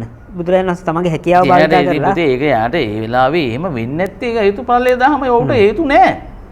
දැන් ඔය ડોක්ටර් සරලව කියන්නේ දොස්තර කොච්චර දක්ෂ වුණා ලෙඩා ලෑස්ති නැත්තම් බෙහෙත් ගන්න ලෙඩාට ඒ බෑග්ග්‍රවුන්ඩ් සකසලා නැත්තම් හරියට හරි ලෙඩා කොට යන කියන එක මම කොච්චර දක්ෂ වෛද්‍යවරයෙක් වුණත් හරි මා දෙන බෙහෙතෙන් ඔහුට සුව වීමේ හේතු ප්‍රත්‍ය නැහැ. හැබැයි හේතු ප්‍රත්‍ය දෙන කෙනාට වෙන කෙනෙක්ට දුන්නොත් සනීප වෙනවා. සනීප වෙනවා. ඒ කියන්නේ ඇත්තට බුදුන්ට කාවත් නිවන් දක්වන්න බෑ. බුදුරජාණන් වහන්සේට කවදාවත් කාවත් නිවන් දක්වන්න බෑ. බුදුරජාණන් වහන්සේ කාටත් බණ කියනවා. ඒ බණ කියනකොට හේතු ප්‍රත්‍ය දෙන අයට මේක තේරෙනවා. හේතු ප්‍රත්‍ය නැති අයට මේක තේරෙන්නේ. අර බීරි අලියන්ට වීණා වාදනය කළාට වැඩක් නැහැ කිව්ව එකයි. කොච්චර වැඩක් නැහැ. මොනවා කළත් වැඩක් නැහැ. අපි මේ කියන ප්‍රත්‍ය ඕට ඒ කියන්නේ පාරමී කියන්නේ ඒකනේ. පාරමී දම්පුරා බුදු වෙනසේක. සාර අසංග කල්පලක්ෂ පෙරම් පුරන්නේ ඕකටනේ. ඔය ප්‍රඥාව මුදුන්පත් කරගන්න. එතකොට දැන් මේක වෙන්නේ නැහනේ. අපි හිතුවට දැන් එන චේතනාවෙන් කටයුතු නැහැ සිදුවීම ධර්මතාවයක්. එතකොට චේතනාව ඔබ කොච්චර දැන් අද මම රහත් වෙන්න ඕනේ කියලා හිතුවට ඔබ දත් මිටි කෑවට හරියන්නේ නැහැ. සිදු වෙන්නේ නැහැ නේ. දැන් එහෙම කවුරුහරි උත්සාහයක් දරන කෙනෙක් ඊළඟ භවයට ඒක උදව් වෙන්න පුළුවන්ද? අනිවාර්යයෙන් උපසංස්කාර පුඤ්ඤාපි සංස්කාර එකතු වෙනවනේ. දැන් අපි අත්භව අපි මේ විදිහට පොතේ අපි අත්භව වල විවිධ අත්භව වල අපි මේ විදිහට නිවන් දකින්න ඕනේ කියලා බුදුමාකාර සටනක් දෙන්න ඇති. හැබැයි අපිට ඒක සිද්ධ වුණේ නැහැ ඒ ආත්මෙදී. නමුත් මේ ආත්මෙදී අපිට හේතු ප්‍රත්‍ය සැකසීලා තියෙන නිසා කලණ විතුරු සේවනයේ තුලදී අර සතර සෝතාපට්ටි අංග 4 ලැබෙනකොට යටිකුළු කළ වාජින උඩුකුර කළා වගේ එක වරම මේ දහම වැටෙනවා. ඇත්තට අසුරු ගාන තරම් කාලයක්වත් නිවන් දකින්න යන්නේ. බාහ්‍ය දාරු චීරියට වගේ. බාහ්‍ය දහයට වගේ. එයා කාලයක් සසරේ පුරුදු වෙච්ච හින්දානේ අර ශනිකව මේ බණ අහලා. අනිවාර්යෙන්ම පුතේ. ඔව්. අනිවාර්යෙන් මේකයි. අපි දකින්න ඕනේ මේ ඔබ ඉස්සරෝම මේ මඩ වගුරෙන් එළියට එන්න. ඒ කියන්නේ ඔබ මේ අවිද්‍යා භූමියේ ජවනිකාවෙන් නිදහස් වෙන්න. හරියට බුදුරජාණන් වහන්සේගේ ධර්මයේ දකින්න. ඔබ මේ එළියේ බුදුන් හොයන්න යන්න එපා. පිළිම වලින්, චෛත්‍ය වලින්, වේර වලින්, විහාර වලින් යමක් ඔබ හොයනවා නම් ඒ ඔබගේ දෘෂ්ටිගත වීමක්. ඔබ මේ දෘෂ්ටියෙන් නිදහස් වෙන්න බලන්න. ඔබ මේ දෘෂ්ටියෙන් නිදහස් වෙන ගැන ඔබ මේ භෞතිකත්වයෙන් නිදහස් වෙන්න. ડોක්ටර්ම කලින් සාකච්ඡාවක කිව්වා ડોක්ටර් තමයි ලංකාවේ වැඩිම බුදු පිළිම ප්‍රමාණයක් පූජා කරලා තියෙන්නේ කියලා. ඒතකොට ડોක්ටර් කරලා මම ඒ කාලේ මම අවිද්‍යාව නීතියේ මගේ මාර්ගයේ වැඩලා තියෙන අවිද්‍යාවනේ පුතේ. මම ඔබට මම කියන එක වැටේනවද? හැබැයි ඒතකොට ප්‍රශ්නේ ડોක්ටර් කියන විදිහට ડોක්ටර් මේ බය රහත් වෙන්න නම් දැන් ડોක්ටර් නිශ්චිත රහතන් වහන්සේලාගේ මාර්ගවලාපිකින් බණහක් බවක් අපිට පේන්නත් නැති නිසා ડોක්ටර් ජාතසෝතාපන්න වෙන්න ඕනේ. ජාතසෝතාපන්න කෙනෙකුත් ජාතිසෝතාපන්න වෙලාම තමයි එන්නේ. ජාතසෝතාපන්න කෙනෙකුත් ඒ අවිද්‍යාව භූමියටලා ඔහොම ගේමක් ගහනවා නම් ඔව් ජාතිසෝතාපන්න වුණත් විවෘත වීමට කාලය දෙනවා. ඒ කියන්නේ එකවර විවෘත වීමක් වෙන්නේ කෙලෙස් ආවරණය කැඩෙන්න ඕනේ. ඒ කෙලෙස් ආවරණය කැඩෙන්න පුඤ්ඤාපි සංස්කාර කෙරෙන්න ඕනේ. ඒ කෙරෙනකොට තමයි ආය අරක මතුවෙන්නේ. දැන් ඔය මේ නිවන අවබෝධයට ඍජුව දාලා නැතුණාට දැන් පිළිම හෝ චෛත්‍ය කවුරු කෙනෙක් ශ්‍රද්ධාවෙන් වන්දනා කර මම කියන්නේ මේ අර පරිතුරු කොටවල් ගහලා නෙමෙයි. භක්ති අභ්‍යාසය කියලා වන්දනා කරන එක උපනිෂ්ඨය වෙන්නේ නැද්ද යම් දවසක ධර්ම උපනිෂයයි. ඒ ડોක්ටර් එක ප්‍රතික්ෂේප කරන්නේ නැහැ නේද? ප්‍රතික්ෂේප කරන්නේ ඒක අනුදැනව දාලා බුදුහාමුදුරුවෝ. ඒ කියන්නේ දාන සීල භාවනා ත්‍රිවිධ පුණ්‍යක්‍රියා මහණෙනි අනුදැනව දාලා. හැබැයි ඒ නිවන් මාර්ගෙ නෙමෙයි නිවන උපනිෂයක්. ඉතින් බුදුරජාණන් වහන්සේ වෙනුවෙන් යම් කිසි කෙනෙක් දානයක් දෙනවා නම් බුදුරජාණන් වහන්සේ සීකරලා යම් කිසි කෙනෙක් බෝධි පූජාවක් තියනවා නම් බුදුරජාණන් වහන්සේ සීකරලා නිවන් දකින්න ඕනේ කියලා හිතාගෙන යම් කිසි පුණ්‍ය කර්මයක් කරනවා නම් ඔහුට ඒ අවිද්‍යාපච්චා පුඤ්ඤාපි සංකාරය ඒ නිවනට උපනිෂය වෙනවා. මාර්ගඵලලාභියොත් සම්මුතිය තුල ඒ වගේව කරන්න පුළුවන්ද? අනිත් අය වෙනුවෙන් හරි අනිත් අයත් එක්ක හරි. ඔව් මාර්ගඵලලාභියෙක් එහෙම කරන්න පුළුවන්. දැන් අපි සමහරවිට චූටි ළමයි එක්ක සෙල්ලම් කරනවානේ. අපි ඒක සෙල්ලම් පාව දන්නව වුණාට පොඩි ළමයි එක්ක සමහරවිට සෙල්ලමක් කරනවානේ පොඩි අයත් එක්ක. රහත් වෙනකන් කරන්න පුළුවන්. රහත් වුණාට පස්සේ තමයි ඔක්කොම ගැලවිලා යන්නේ. රහත් වෙනකල් ඔවුන්ට පුඤ්ඤාපි සංස්කාර අවශ්‍යයිනේ. ඒ නිසා උන්ට ඒක උපකාර වෙනවා. මේ අර දැන් අපි දුවනවා කියමු මීටර් 100. මීටර් 100 දුවන උහුලන් අපේ පැත්තට අමනනවා නම් කොහොමද වෙන්නේ? උහුලන් අපේ පැත්තට දුවන පැත්තටම අමනනවා. ඔව්. අපිට දුවන්න පුළුවන් වේගෙන්. හැබැයි උහුලන් අපේ පැත්තට විරුද්ධව යනවා. අන්න ඒ වගේ වැඩක් ඔය වෙන්නේ. රහත් වුණාට පස්සේ නම් ඔය දුවිල්ල නතර වෙනවනේ. ඔව්. ඒක සෝතාපන්න සකදාගාමී අනාගාමී දක්වා දුවනවා. මාර්ගය. රහත් වුණාට පස්සේ නිසලයි. දිනුම් කනුව පහු කළා. දැන් මොකටද දුලඟ? දැන් සුලඟ අමුවත් එකයි නැතත් එකයි. පැහැදිලි නේද කියප එක? ඔව්. ඒතකොට ඒ කියන්නේ ડોක්ටර් කියන්නේ මේ ආමිස පූජා යම් කෙනෙක් යම් පිළිවෙතකට කරන එක කමන්න. හැබැයි ඒක නෙවෙයි බුද්ධ දේශනාවේ පරම නිෂ්ඨාව නැත්තම් අවසාන ඉලක්කය ඒක නෙවෙයි කියන එක. ඒක නෙමෙයි. ඒක උපනිෂයක්. අර කිතුල් ගහන කිතුල් බොන්න. හැබැයි යම් සමහරවල් බුද්ධිමත් භෞතිකවාදී કોઈ මුකුත් නැතුව මේ හරි ධර්මය ඇහුවොත් ඔය වන්දනාමාන මුකුත් නැතුව නිවන අවබෝධ කරගන්න පුළුවන්. ඔයාගේ පාරමිතා පිරලා තියෙනවා නම් එයා බුද්ධ ආගමෙන් පිට කෙනෙක් නම් ඒත් උට මේක කියනකොටම වැටෙනවා පුතේ. ඒක වන් ෂොට් නොකවුට් එතනම. ඒක පාට උට නිවන් දකිනවා. නිවන කියන්නේ මේ අතපතක ගහින්න එකක් නෙමෙයි. එකවර මතුවෙන එකක්. අර අපි විභාගෙ ලියලා ප්‍රතිඵල එනකල් වගේ එහෙම එකක් නෙමෙයි නිවන කියන්නේ. ඒ ශේනේම ඔබට ඒ මොහොතේම අර බුදුහාරෝගේ කියන්නේ එතන අර යටිකුරු කළ බුදේ බුදුකුරු කළා එක වචනයක එක ශේනයකින් ඔහු නිවන් දකින්නවා. ඒ නිර්වාණ අවබෝධය කියන්නේ ඒකයි. ඒ කියන්නේ මේ භෞතිකත්වයේ අනුලෝම මේ අනුසෝතගාමී ප්‍රතිපදාව එකවර අතහැරිලා පටිසෝතගාමී ප්‍රතිපදාව තුළ විඥාන මජ්ජෙන් ධර්මයේ දැකපු ගමසම ඔහු සෝතාපන්න භාවයට පත් වෙනවා. ඉතින් ડોක්ටර් කියන්නේ මේ ඒ ශරේම කවුරු කෙනෙක් හරි ධර්මය ඇහුවොත් පුතජන භූමියෙන් ආර්ය භූමියට පින්මක් පනිනවා. අනිවාර්යෙන් පනිනවා. දැන් අතන්දී අර අපි අභිධර්මානුකූල විස්තර කරනවා නම් කුසල් චිත්තයේ තියෙන ජවන තියෙනවනේ. අපි මේක අභිධර්මානුකූල විස්තරයක් ඔබට පෙන්නන්නේ. මේ එතකොට එතන ඒ තියෙන එතන අනුලෝම ප්‍රතිලෝ අනුලෝම උපචාර අනුලෝම ගෝත්‍ර භූ කියලා ඥානය තියෙනවා. ඒ ඥාණයෙන් පස්සේ සංකාරූපේක්ෂා ඥානය. ඔව් සංකාරූපේක්ෂා ඥානයෙන් පස්සේ කොටස් ගාලා එනවා. එයා ගෝත්‍රය වෙනස් වෙනවා. එතෙන්දී යාර මාර්ගඵලලාභීක් වෙනවා. ඒ මාර්ගඵලලාභී ආයෙත් පුතක් ජන භූමියට ඇදගෙන වැටෙනවා කියන එක සම්පූර්ණ බොරුවක්. ඔව් අනිවාර්යෙන් මාර්ගඵලලාභීක්ම ඊට පස්සේ. සෝතාපන්න භාවය නැති වෙන්නේ ඊට පස්සේ. සෝතාපන්නයා සෝතාපන්නයම තමයි. සකුදාගාමී අනාගාමී අරහත් කියන කෙනාගේ ඵලය නැති වෙන්නේ නැහැ. කෑව බීව නෑව කිව්වට. ඒකයි බුදුදහමතුරු දේශනා කරන්නේ තමයි පැහැදිලිව මේ භෞතිකත්වයේ තුල පරිහරණය කිරීම තුළ ඔබගේ මාර්ගඵලය දිය වෙලා යන්නේ නැහැ.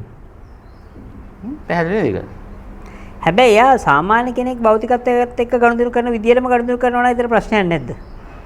ඉතින් ඇත්තටම භෞතිකත්වයේ පරිහරණය කරනෝනේ දැන් සෝතාපන්න කෙනත් සකුදාගාමී කෙනත් අනාගාමී කෙනත් අරහත් කෙනත්. තේරෙනවද? භෞතිකත්වයේ පරිහරණය කරන්නේ කුමක් අවබෝධය තුළ. දැන් ඔබ මේ ලෝකයේ කියන එක මේ මනෝවිඤ්ඤාණයේ වංචනික ප්‍රපංච ධර්ම ටිකකින් නේද මේක පනවලා තියෙන්නේ කියලා අවබෝධයටපත් වෙලා ඔබට බැහිද බාහිර භෞතිකය පරිහරණය කරන්න. අවබෝධය තුල පරිහරණය වෙන එක. අවබෝධය නැතිව පරිහරණය කරන තව එකක්. අවබෝධය වෙලා පරිහරණය කරන නිකලස් පරිහරණයක්. අවබෝධය නැතිව පරිහරණය කරන කෙලස් පරිහරණයක්. ඕකයි අතර වෙනස. ඇත්තට රහත් කියන්නේ මේකක්වත් නෙමෙයි ඔන්න ඔය දෙකයි වෙන එක. සෙන් ඔක තේරවාදී බුද්ධ ධර්මයේ සෙන් කතාවක තියෙනවා අර දරපාලපල හිටපු හාමුදුරුවෝ කෙනෙක් රහත් වුණාලු. ඊට පස්සේ ඒගොල්ලෝ දැන් මොකද කරන්නේ මං ආයෙත් දරපාලනවා කිව්වා. ඔව්. පැහැදිලිද? දැන් ඔය ડોක්ටර් ඒක ක්‍රියාවෙන් නෙමෙයි මේක වෙන්නේ. අතුලාන්තය තුළ සුද්ධ වීමක් වෙන්නේ. භෞතිකයේ කියන කිසිම ක්‍රියාකාරීත්වයක් වෙනස් වෙන්නේ නැහැ. ඒ කියන්නේ භෞතික අර එතන සෙන් කතාවේ කියන රහත් වෙන්න කලිනුත් දර පැලුව වතුර ඇද්දානේ. ඔව්. එතකොට රහත් වුණාට පස්සේ දර බලන වතුර වදිනවනේ. එතකොට දැන් මේ ක්‍රියාව වෙනස් වුණා. බාහිර ක්‍රියාව එකයි. ඒකයි. හැබැයි අතුලාන්තය තුළ දැකලා. එදා නොදැක. එදා අවිද්‍යා භූමියේ පරිහරණය. අද විද්‍යාව තුළ නිකලස් පරිහරණය. එතකොට කෙනෙක් දැන් ඔබතුමා හරි කවුරුහරි කෙනෙක් බලන් ඉඳලා කියනවා ආම් බලනකො අර මිනිස්සයා රහත් කියාගෙන වතුරේ දරයි බලයි අදිනවා කියලා. කලිනුත් කරේ එකමයි කියලා කියනවා. කලිනුත් කරේ එකමයි කියලා ඔබතුමා කියනවා. ඕක මොන රහතෙක්ද කියලා ඔබ බයිනවා. හැබැයි ඒකේ අහනිසංස කාටද තියෙන්නේ දැන්? ඒක නරක ප්‍රතිඵල ඔබතුමාට දෙනවා මිසක ඒ රහතන් වහන්සේට ඒක බලපාන්නේ නැහැ. එතකොට මේ පුද්ගලයා සිවුර ඇටේ රෙද්දෙන්ද රහත් වෙන්නේ? මේ මොන බොරුවක්ද මිනිස්සු රවට්ටගෙන මේ සිවුර නැත්තම් රහත් වෙන්නේ නැහැ කියලා? මොන විකාරයක්ද මේ කියන්නේ? අවබෝධයට සිවුරු නැහැ, රෙදි නැහැ, ඇට නැහැ, උපාසක නැහැ, උපාසිකාව නැහැ. දැක්මක් තියෙන්නේ. ඒ දැක්ම ප්‍රඥා දැක්මක්. ඒ ප්‍රඥාව සිතේමයි පහළ වෙන්නේ. එහෙනම් සිතේ තිබෙන මුලාවේ සිතම මුලවා ගැනීමයි නිර්වාණය කියන්නේ. සිත සිතින්ම මුලවා ගන්නවා. ඒක පුද්ගලයෙකු විසින් නිවන් දකින්න නෙමෙයි. සිතේ මුලාව සිතෙන්ම දැන් අයි කරගන්නවා. සමහර ડોක්ටර් දෙනිමක් අඳින කණේ කරාබුවක් දාගෙන ඉන්න රස්තියාදු ගහන කොල්ලෙක් සෝතාපන්න වෙන්න පුළුවන්. අනිවාර්යයෙන්ම වෙන්න පුළුවන්. දැන් ඒ කාලේ වැඩි ඕනේ නැහැ. අම්බපාලි ගණිකාවක් නෙමෙයි. මුළු ඒ පළාතේම ප්‍රසිද්ධයි මේකේ මේ සල්ලි වලට විකිරෙන ගෑනියක්. ඒ වගේම මේ කවුද කාල සිටු පුත්‍රයා ඒ කාලේ වල බහින ක්ලබ් බහින නයිට් ක්ලබ් යන එකේ නයිට් ක්ලබ් යන සල්ලි ගන්නනේ තාත්තගෙන් අර බනහන්න යන්නේ. පොරොසතාපන්න වෙනවනේ. ඔව්. ඉතින් මොනවද කතා කියන්නේ? එතකොට ඩෙනිමක් ඇඳලා කොට කැලසමක් ඇඳලා කරේ කරාබුවක් දාගත්තත් මුට මේ දහම අවබෝධ වෙනවා බැරි කමක් නැහැ නේ. සිවුරු මැඳින්න ඕනේ කියන එකක් ඔයවත් බුදුහමද සාසනේ කොතනකවත් නැහැ මේක. සූත්‍රයකුත් තියෙනවා මම හිතන්නේ මට මෙලා මතක මේ ඔය උපෝසථ සූත්‍ර වල ඉන්න සුදුරේදී වල සිල් නැහැ කියලා බුදුහාමුදුරුවෝ කියපු තැනක් තියෙනවා සූත්‍ර පිටකේ මට දැන මතක නැහැ. සුදුරේදී වල සිල් නැහැ කියලා බුදුහාමුදුරුවෝ කියන්නේ ඕනේ ඔබ දකින්නේ මේ දැක්මේ. සුදු රෙද්දවත් කලිසෙමවත් හැට්ටේවත් රෙද්දවත් නෙමෙයි මේ ප්‍රඥාව ගෑවිලා තියෙන්නේ. මේ ප්‍රඥාව කියන්නේ දාරුචීරිය අර දර වලින් හදාගත්ත ඇඳුමක් හදන්න වෙන රහතුනේ. අපි බලන්න කොයිතරම් අපිට කොච්චර බුදුදහම තුල අපිට පුතේ ගන්න දේවල් තියෙනවද මෙච්චර මේවා කියලා තියෙද්දි මේ සිවුරට පමණක් නිවන් දකින්න පුළුවන් කියන තැන අද මේ සමාජයේ විකෘති මහාවටපත් කරලා තියෙනවා. මහා කියන්නේ සිවුරටත් නිවන් දකින්න පුළුවන්. සිවුර ඇඳපු අයට. එතකොට දැන් අපි පැහැදිලිව දකින්න ඕනේ මේ රෙද්ද හැට්ටි කලිසෙමින් මේ අවබෝධය තියෙන්නේ. මේක මේ මහා ප්‍රඥා දැක්මක්. බුදුරජාන් වහන්සේ සිවුරක් ඇඳගෙන ඉන්නේ නිවන් දකින්නකොට. තපසෙක්. සිද්ධාර්ථ තපසක්.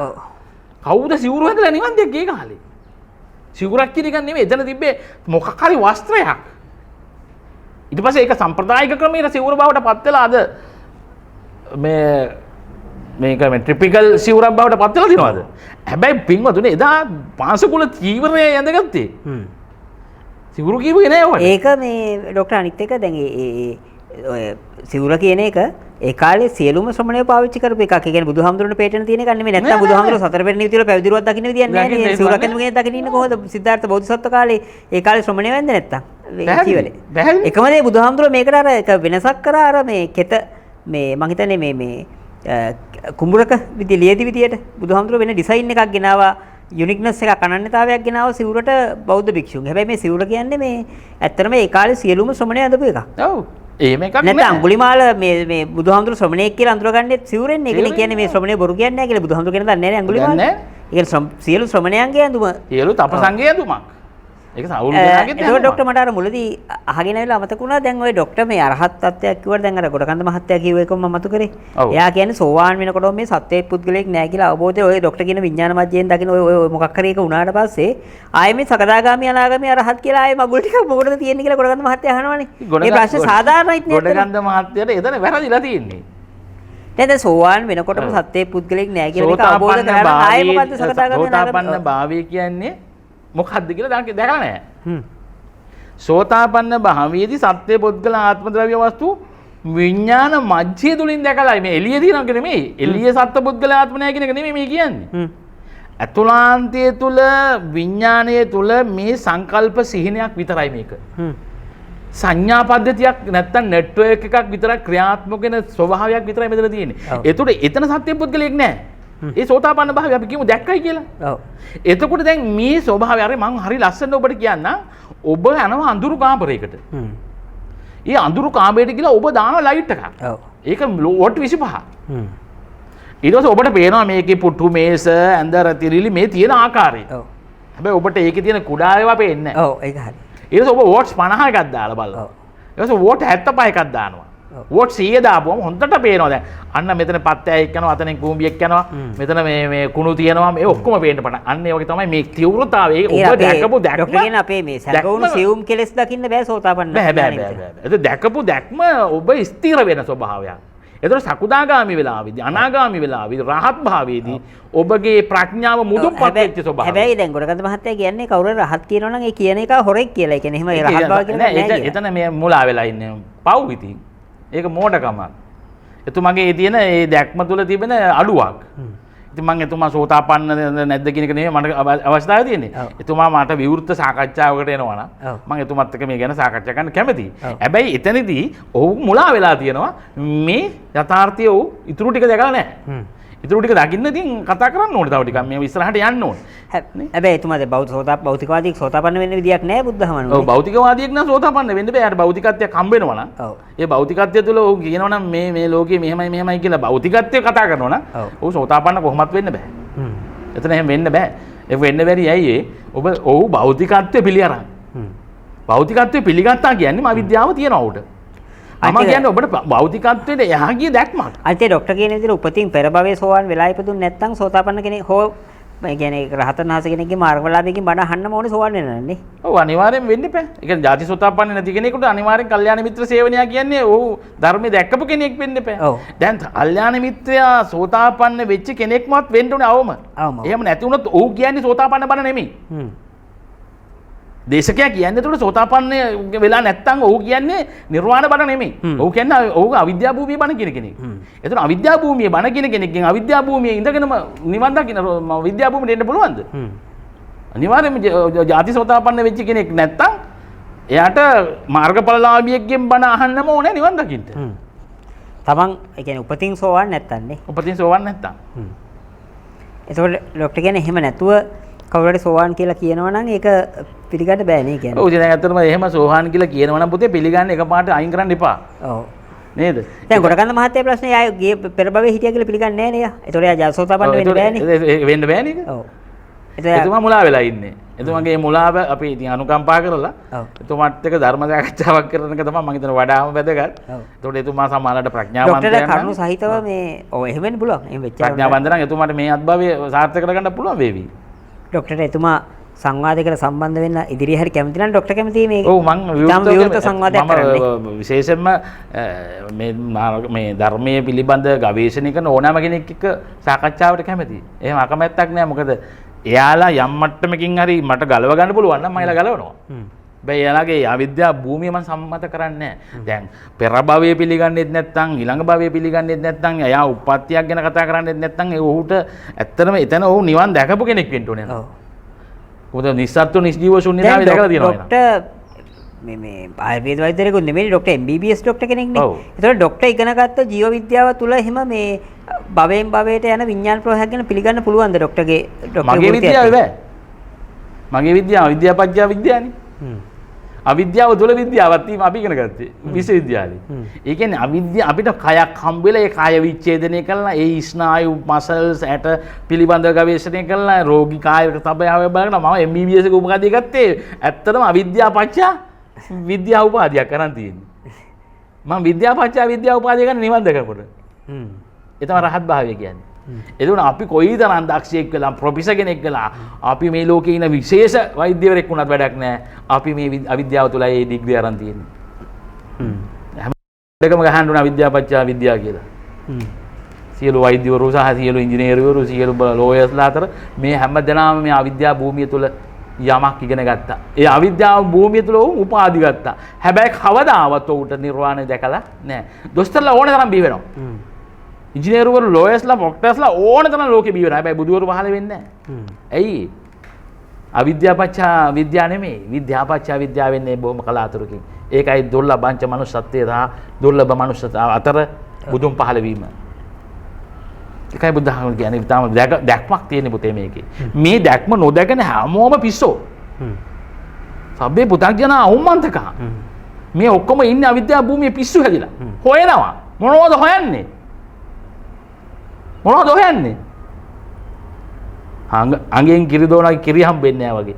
කවදාවත් විද්‍යාව පහළ වෙන්නේ නැහැ මේ අවිද්‍යාව භූමිය තුළ. ඒ සම ඔබට පෙන්වන්න දෙන්නේ මේ සමස්ත ලෝකෙ මිදෙන්න මේ විද්‍යාව පහළ කරගන්න කියන එකයි. ඒ සඳහා ඔබ කරන්න උපරිම දේ ඔබ කරගන්න ඕනේ. උත්සාහ කරලා ඔබ දකින්න මේ ලෝකය කියලා කියන්නේ නම් මේ චිත්ත මට්ටමේ මනෝ මට්ටමේ ලෝකේ දකින්න. පුතේ හැම වෙලාවෙම ඔබ ඉන්න චිත්තන් නීති ලෝකෝ කියන තැනම. අන්න එතන ඔබ හිටියොත් ඔබට පුළුවන් මේ සිතේ තිබෙන බොරුව දකින්න. එතනින් එහාට ගිය විඤ්ඤාණයට නිදහස් වෙන්න ඔබ. මොකද දැන් සිතේ තියෙන මල්, ගල්, දෙල්, පොල් සිතේ තියනවද? සිතේ මොකක්වත් නැහැ. දැන් මම උදාහරණයක් ගත්තොත් අපි මේ මගේ මල් පෝච්චියක් අපි ගමුකෝ. දැන් මේ මල් පෝච්චිය මට පේනවනේ. ඔබටත් පේනවද? මේ මල් පෝච්චිය ඔබගේ හිතට ගියාද? හිත ඇතුළට මල් පෝච්චිය ගියාද? නෑනේ. නෑනේ. හිත ඇතුළේ තියෙන දැන් මල් පෝච්චියක් ඔබ හදාගත්ත මල් පෝච්චිය මේකද? එළියට ආවද? නෑනේ.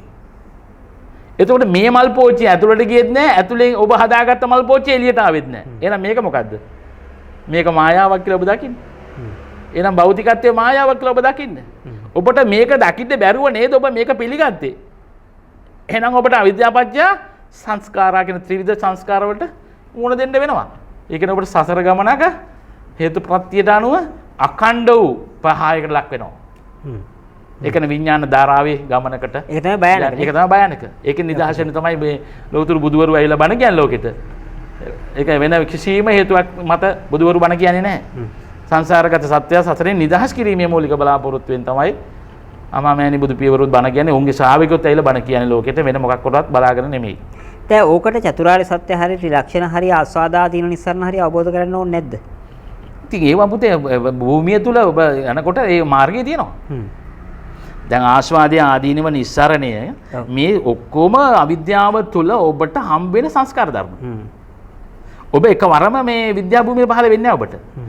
ඔබට මේ කිතුරු ගහේ මුදුනට එකවර නගින්න බෑ. පඩියෙන් පඩිය නගින්න ඕනේ. ඒ වගේ ඔබට මේ භෞතිකත්වයේ තුල තිබෙන ආස්වාදයේ නිස්සරණය ආදීනව අනිත්‍ය දුක්ඛ අනාත්ම අසුභ ආදීනව මේවා තුලින් ඔබ ගමනක් එන්න ඕනේ මේක කෙලවර කරන්න. අන්න ඒකයි බුදුවරු කිව්වේ මගේ භූමිය අවිද්‍යාව තුලයි මේ ගමන මාර්ගය අවිද්‍යාව තුලයි. හැබැයි විද්‍යාව පහළ වෙච්චම මාර්ගය අතහැරෙනවා. ඒ නිසා අපිට ඒවා පුඤ්ඤාභි සංස්කාරය හැටියට දකින්න ඕනේ අනිත්‍ය දුක්ඛ අනාත්ම වැඩිම. ඒ කියන්නේ අපි දකින්න භෞතිකයේ තුල තියෙන හැම දෙයක්ම අපිට පුළුවන් අනිත්‍ය දුක්ඛ අනාත්ම කොහොමද පුඤ්ඤාභි සංකාර හැටියට මේ දකින්නේ? මොකද බොහොම පැහැදිලිව ධම්මපදයේ තියෙනවා මේ සබ්බේ සංඛාර අනිච්චාති යදා පඤ්ඤාය පස්සති අත නිබ්බිද්දති දුක්ඛේ සමග්ගෝ විසුද්ධිය. ඒතර දැන් කිව්වේ? ඔව්. ඒක මග්ගෝ විසුද්ධිය. ඒක තමයි ඒක ප්‍රඥාවෙන් අනිත්‍ය දකින්නවා කියන එක වැඩි ළඟට ඕම නෝකෝ. ඒස මග්ගෝ විසුද්ධිය. ඉතින් ඒ මාර්ගයේ විසුද්ධියට. හරි. එච්චරයි. ඒ කියන්නේ මාර්ගයේ විසුද්ධියට. අනිත්‍ය වශයෙන් දුක්ඛ වශයෙන් අනාත්ම වශයෙන් ලෝකයේ භෞතිකත්වයේ තුල ලැබීම තුලින් ඔබට මොකද වෙන්නේ? නිර්වාණ මාර්ගයේ ප්‍රවේශයයි. නෑ ඒ අනිත්‍ය දුක්ඛ අනාත්ම හැටියට දකින්නකොට එයා තුල අවිද්‍යාවද විද්‍යාවද ඇති වෙන්නේ? අවිද්‍යාවනේ තියෙන්නේ. නෑනේ අවිද්‍යාව කියන්නේ නිට්ටයයි සුඛයි ආත්මයි කියලා හිතන එකනේ. නෑ පුතේ. ඒකට විරුද්ධ එකනේ අනිත්‍ය දුක්ඛ අනාත්ම කියන්නේ. නිට්ටයයි සුඛයි ආත්මයි කියන එකත් අවිද්‍යාව. අනිත්‍යයි දුක්ඛයි අනාත්මයි කියලා වඩන. ඒතකොට අනිත්‍ය දුක්ඛ අනාත්ම ඔබට දැන් රූපේ හම්බෙලානේ. රූපේ හම්බෙනවා කියනම අවිද්‍යාවදී. රූපේ හම්බෙනවා කියන එක අවිද්‍යාව කියන්න බෑනේ. දැන් රහතන් වහන්සේලා දැන් මේ රූපේ මේ මල් පෝචි කියන්නේ මේ රූපේනේ. හරි. හරි. මේ රූපේ ඔබට හම්බෙනවද? හරි. ඔය රූපේ හම්බ වෙනවා. ඔය රූපේ රහතන් වහන්සේලා ඔය රූපේ සූත්‍ර පිටකේ හැටියට අර එක මම සූත්‍රය මතක නැහැ. රහතන් වහන්සේලාත් ඇහැයි රූපයයි චක්කු විඤ්ඤාණය ඇති වෙනවා. රහතන් වහන්සේලා නැත්තේ මේ මොකද්ද චන්දරාගය විතරයි. රහතන් වහන්සේලාත් රූපේ හම්බ වෙනවා. එහෙනම් රහතන් වහන්සේත් ඇයි චන්දරාගය ඇති වෙන්නේ? රහතන් වහන්සේ නැති අයට අනිත් අයට චන්දරාගය ඇති වෙන්නේ ඇයි? ඇයි? අවිද්‍යාව තුල. මට මේ මල් පෝචිය හම්බුනොත් මට තණ්හාව උපදිනවා. මට මේ මල් පෝචිය තුල එක්කෝ මම මේ මල් පෝචිය කැමති වෙනවා. ඒක තණ්හාව උපදින්නේ ඒක නිට්ටයයි සුඛයි ආත්මයි කියලා සලකන ඉන්නේ. නිට්ටයයි සුඛයි ආත්මයි අනිත්‍යයි දුක්ඛයි අනාත්මයි මල් පෝචිය හම්බෙලානේ. අනිත්‍යයි දුක්ඛයි අනාත්මයි වැඩුවොත් මේක පිළිබඳ පිළිකුලක් ඇති වෙනවා. මේක අසුභයි ආදීනමයි කියලා දකිනවා. ඒ තුල ඔබට මගේ තියෙන රාගය සහ දේශය අඩු වෙනවා. පිළිකුල ඇති වෙන්නේ පුතඥ මට්ටමේ. ගානේ. නමුත් මේ අනිත්‍ය දුක්ඛ අනාත්ම මේ මාර්ගඵලලාභී මට්ටමින් බලද්දී මාර්ගඵල පිළිකුල නෙමෙයි යාට තුල තියෙන නිස්සාරණය. මාර්ගඵල මට්ටමින් දකිනකොට එයාට රාගය දේශය අඩු වෙනවා. එයාට ඇලීම ගැටීම අඩු වෙනවා. ඇයි මේක වැඩක් නැහැ අසුභයි මේක කැඩෙනවා මේක බිඳෙනවා මේක ජරාවට යනවා මේක ව්‍යාධියට යනවා. දැන් ඔබතුමා කියන තර්කය බිඳ වැටෙනවා ආයේ බුදුහාමුදුරුවෝ කියනවානේ මේ නහිසි අට්ටක්කරා තීනිපදා මේ සම්බුද්දේන ප්‍රකාශිතා නහි සීල වතං හොති උපජ්ජන් තථාගතා කියන බුදුවරු පහළ වෙන්නේ අකුරු 8කින් යුත් පද 3කින් යුත් අනිත්‍ය දුක්ඛ අනාත්ම කියන තුන කියන්න කියලා. ඒතකොට ඔබතුමා කියන එක සම්පූර්ණ බිඳ වැටෙනවානේ බුදුහාමුදුරු එහෙනම් අවිද්‍යාවනේ කියලා දෙන්නේ. එතන පටන් ගත්ත ආයත කරදුනා. මෙතන අනිත්‍ය දුක්ඛ අනාත්ම දැකීම එකක්. විඥාන මධ්‍යයෙන් අනිත්‍ය දුක්ඛ අනාත්ම දකින එකක්. මෙතන අනිත්‍ය දුක්ඛ අනාත්ම දකිනකොට අවිද්‍යාව පත්‍ය පුඤ්ඤාභි සංඛාරා. අතන අනිත්‍ය දුක්ඛ අනාත්ම අනිත්‍ය දුක්ඛ අනාත්ම දර්ශනීය දැකීම නිවනයි. ඉතින් ඒක තමයි බුදුහාමුදුරුවෝ අර මං කිව්වා අර නෑ ඒක වෙනයි මේක වෙනයි. මොකද අපි දැන් අපි අද කරන්නේ මොකද්ද? ඇහැ අනිත්‍යයි, කන අනිත්‍යයි, නාසය අනිත්‍යයි. ඇහැ හම්බෙලානේ. හැබැයි මා ඔබට පෙන්වන්නේ දැන් බොහොම හොඳ ලස්සනයි ඒ කතාව අහපු එක. දැන් ඔබ යනවා පිට්ටනියට. ඒ පිට්ටනියට ගියාම ඉරු එළියට අර අපි තුන් කොස් ගහක් කියලා. කොස් ගහේ සෙවණැල්ල වැටලා තියෙනවා දැන් පිට්ටනිය මැද. දැන් ඔබ මේ කොස් ගහේ අර සෙවණැල්ල දැන් වැටලා තියෙනවා. දැන් ඔබ මේ කොස් ගහ ඒ සෙවණැල්ල තුල කොස් ගහේ කොළ පොතු අතු තියෙනවද? ඔව්. ඇත්තටම දැන් ඒ සෙවණැල්ල කොස් ගහට අයිතිද? ඒ සෙවණැල්ල හිරු එළියට අවශ්‍යද? අයිතිද? නෑනේ. ඒ සෙවණැල්ල පොළොවට අයිතිද? ඒත් නෑ. එතකොට මේ සෙවණැල්ලේ ස්වභාවය ඔබට දැන් ස්ථීරව කියන්න පුළුවන්ද මේක කොස් ගහක්ද නෙවෙයිද කියන එක? අන්න අනිත්‍ය දකින්න ඕනේ එතනින්. පැහැදිලිද? එතකොට දැන් මේ සෙවණැල්ල පිළිබඳ දැන් ඇත්තටම ඔබ මනෝ මට්ටමින් චිත්තජ රූප මට්ටමින් අනිත්‍ය දකින්න එකයි වැදගත්කම තියෙන්නේ. ඔබ මේ එළිය තියෙන වස්තුවක් අරබය අනිත්‍ය දැක්කොත් එමේ පුඤ්ඤාභි සංඛාරා. ඒතකොට එළිය හම්බෙලානේ ඔබට. දැන් මම මේ කියන්නේ භෞතිකත්වයෙන් එහා ගිය අනිත්‍ය දැක්ම. එතකොට ඔබතුමා කියන දේ බුදුරජාණන් වහන්සේ නිවන් මාර්ගට උගන්වපු ස්කන්ධ පරයය ධාතු පරයය ආයතන පරයය තුනම ප්‍රතික්ෂේප කරන්නේ නැහැ. ප්‍රතික්ෂේප කරන්නේ නැහැ. ඒවා පුඤ්ඤාභි සංඛාර. ඒවා අනුදෙනව දාන ධර්ම. ස්කන්ධ මේ ධර්මතාවය මේ පංච උපාදානස්කන්ධ දැක්ම සහ මේ සමස්තයම ඔබගේ මාර්ගයයි. මම අහනවා ඔබට වඩන්න දෙයක් හම්බ වෙනවද විද්‍යාව තුල? දැක්මක් තියෙනවා මේ සෙවණැල්ල වගේ එකක්. මේ ඇත්තටම අපිට පුතේ අපි වගේ ලෝකයේ වගේ මේ සිහිනයක් නේ අපිට හැම වෙලාවෙම මැවෙන්නේ. ඒ සිහිනය තුල ඔබට වෙනස් වෙන ප්‍රතිබිම්බය වෙනස් වෙනවද? ප්‍රතිබිම්බය වයසට යනවද? ප්‍රතිබිම්බය ජරාව ව්‍යාධි මරණයටපත් වෙනවද? එහෙනම් මේකේ අනිත්‍ය දකින්නවා මිසක වඩනවද? නෑ අනිත්‍ය වඩන්න කියලා එක නම් බුද්ධ ධර්මයේ කොහෙවත් කියලා නෑ අනිත්‍යනුපස්සනාව. මේ දැක්මන ඔබ දකින්න ඕනේ මේ තුල කිසිවක් හටගෙන නෑ. ඒ නිසා මේක ස්ථිර වචනයක් කියන්න බෑ. අන්න අනිත්‍ය. පැහැදිලිද? ඔන්න ඕක දකින්න නැතුව අපි මේ එළිය මොකක් හරි හම්බ කරලා ඒකේ අනිත්‍ය දැන් අර මම ඇහුවාට බුද්ධෝත්පාදෝ කියලා මේ channel එකක් තියෙනවා. ඒක කරන මම හිතුවා ස්වාමීන් වහන්සේලා මැද්ද ගිහි මහත්යද කියලා මට එකපාරට හිතා ගන්න බෑ. එතුමන් තර්ක කරන්නේ විඥානය කියලා එකකුත් නෑද? ඔබතුමා විඥානය මැද්දේ ඔව්. විඥානය ඇත්තට විඥානය කියන්නේ මායාවක්. මම විඥානය කියන එක කියන්නේ ඔබට උගන්වන්න යමක් වචනයක් කියනවා නේද? නමුත් ඔබතුමා විඥාන මැද්දෙන් ඔබතුමා ඇහැ අනිත්‍යයි කියන තැන ගත්තනේ ඇහැ අනිත්‍යයි කිව්වොත් ඇහැ හම්බ වෙනවා කියලා. ඒක විඥාන මැද්දෙන් දකින්න කිව්වකම විඥානේ හම්බ වෙනවා නේද? නෑ නෑ ඒක මම වචනේ පොතේ කතා කරන්නනේ කියන්නේ. දැන් මම මෙහෙම එකක් කියනවා. මිරුගුවක් තියෙනවා කියලා. ඔය ඉතින් බුදුරජාණන් වහන්සේ අතන කතාවට කිව්වා වෙන්න පුළුවන් ඇහැ අනිත්‍යයි. දැන් අහන්න පොතේ මම කියන මිරුගුවක් තියෙනවා කියලා. හරිද? මිරුගුවක් තියෙනවා කියන එක තේරුම මොකද්ද? මිරිගුවක් තියෙනවා කියලා ඔබතුමා කියන්නේ මිරිගුව නෑ නමුත් ඒ කතාව අන්න ඒ වගේ කතාවක් තමයි විඥානයක් තියෙනවා කියන එක. මිරිගුවක් තියෙනවා කියලා කියන්නේ ඇත්තටම බොරුවක් නේ. එහෙනම් විඥානයක් තියෙනවා කියන්නේ පටබල් බොරුවක්. ඉතින් අපි කියන්න වෙනවා භාෂාවට. ඒක තමයි අර ස්වාමීන් වහන්සේලා දෙන්නත් අර ආගියව කරන්නේ ඊට පස්සේ දකින්නේ කවුද කියලා. දකින්නේ කවුද? ඒ ස්වාමීන් වහන්සේලා දෙන්න තරම් තවත් මෝඩ දෙන්නෙක් නම් මම දැකලම නැහැ. ඒ ශාසනයේ මේක දකින්නේ මමෙක් ඉන්නවලු වෙනම. අපි ඒ ගැන කතා කරලා යාලා දැන් මම හිතන්නේ මේ ධර්මයේ එක්ක අවබෝධ කරගයි එක්ක මොකක් හරි දෙයක් කරගයි. ඒක යාලට කියන්න ඕන ටික මම කියලා තියෙනවා. ඉතින් එයාලා තේරුම් අරගන්න ඕනේ මේකේ මේ දකින්න කෙනෙක්වත් ඉන්න කෙනෙක්වත් බලන කෙනෙක්වත් මෙතන නැති බව දකින්න ඕනේ. එතකොට තමයි උන්වහන්සේලානේ දකින්නේ කවුද කියලා. එතකොට ආය අහනවා මේක දකින්නේ කවුද කියලා. එතකොට ඒ තරම් මොට්ට කතා තමයි ඒ ගාව තියෙන්නේ. මේක ප්‍රඥා දැක්මනේ. මම කියවර සිතේ හටගත්ත මුලාව සිතෙම බේර ගන්නවා සිත විසින්ම. එතකොට සිත විසින්ම සිත බේර ගන්නවා මිසක පුද්ගලයෙකු විසින් සිත බේර ගන්නව නෙමෙයි. පැහැදිලි නේද? අර සූත්‍ර පිටකයේ මේක තේරෙන තියෙන කම්මස්සකාරකෝ නැති විපාකස්සප වේදකෝ සුද්ධ ධම්මා පවත්තන්ති ඒසස් සම්ම දක්කන කියන්නේ පරමාර්ථ අවසාන විග්‍රහයේදී කර්ම කරන්නෙකුත් නැහැ විපාක විඳින්නෙකුත් නැහැ. හරියට හරි පුතේ. කර්ම කරන්නෙකුත් නැහැ විපාක විඳින්නෙකුත් නැහැ. හැබැයි සම්මතය තුල ධර්මතාවයක් පවතිනවා. සම්මතය තුල තියෙනවා හැබැයි. සම්මතය තුල තියෙනවා. ඒ සම්මතය ඔබ හදාගත්ත ලෝකේදී. මම හිතන්නේ අපේ කාල සීමාවත් අවසන් ડોක්ටර් ඊටම වැදගත් සාකච්ඡාවක් අපිට අද පවත්වන්න ලැබුණා. වැදගත් කරුණු ගණනාවක් ගැන මේ වගේම ටිකක් වැදගත් සංකල්ප ගණනාවක් ගැන අපි ඊළඟ වතාවේ සාකච්ඡා කරමු. බොහොම ස්තුතියි අද වැඩසටහන සම්බන්ධ වුණාට සාකච්ඡාවට සම්බන්ධ වුණාට. බොහොම ස්තුතියි අපේ ගෞරවනීය දරුවා අපේ ඉන්දික තොටවත්ත පුතා මම හිතන්නේ මිතා විශිෂ්ට සේවාවක් කරනවා අපේ සුසන්ත මහත්මයා ඇතුළු කණ්ඩායමත් එකතු වෙලා. ඒ සේවාව මම හිතන්නේ මේ ධර්ම විවෘත කිරීමේ මූලික ව්‍යාපෘතියක්. ඉතින් මම හිතනවා ඔබලට නිවන් දකින්න මේ උපනිෂ වෙනවා. ඉතින් ඒ විතරක් නෙමෙයි අද දවසේ දඹුල්ලට හොයාගෙන මාව ඇවිත් මේ වගේ මේ උතුම් සත්ක්‍රියාවක් කරන්නට සත්‍යාවීලෝක channel එකට හැකියාව ලැබෙනවා කියන්නේ ලෝකෙටම මේක අවබෝධයටපත් වෙන්න උත්සාහ කරන මහා වාසනාවක් වේවි. ඉතින් හැමදෙනාටම සුබ නව වසරක් විතරක් නෙමෙයි හැමෝටම උතුම් අමා මහ නිවන් දකින්න මේ අවුරුද්ද හේතු වාසනාම ලැබේවා කියලා මම ප්‍රාර්ථනා කරනවා. හැමෝටම සම්මා සම්බුදු සරණයි.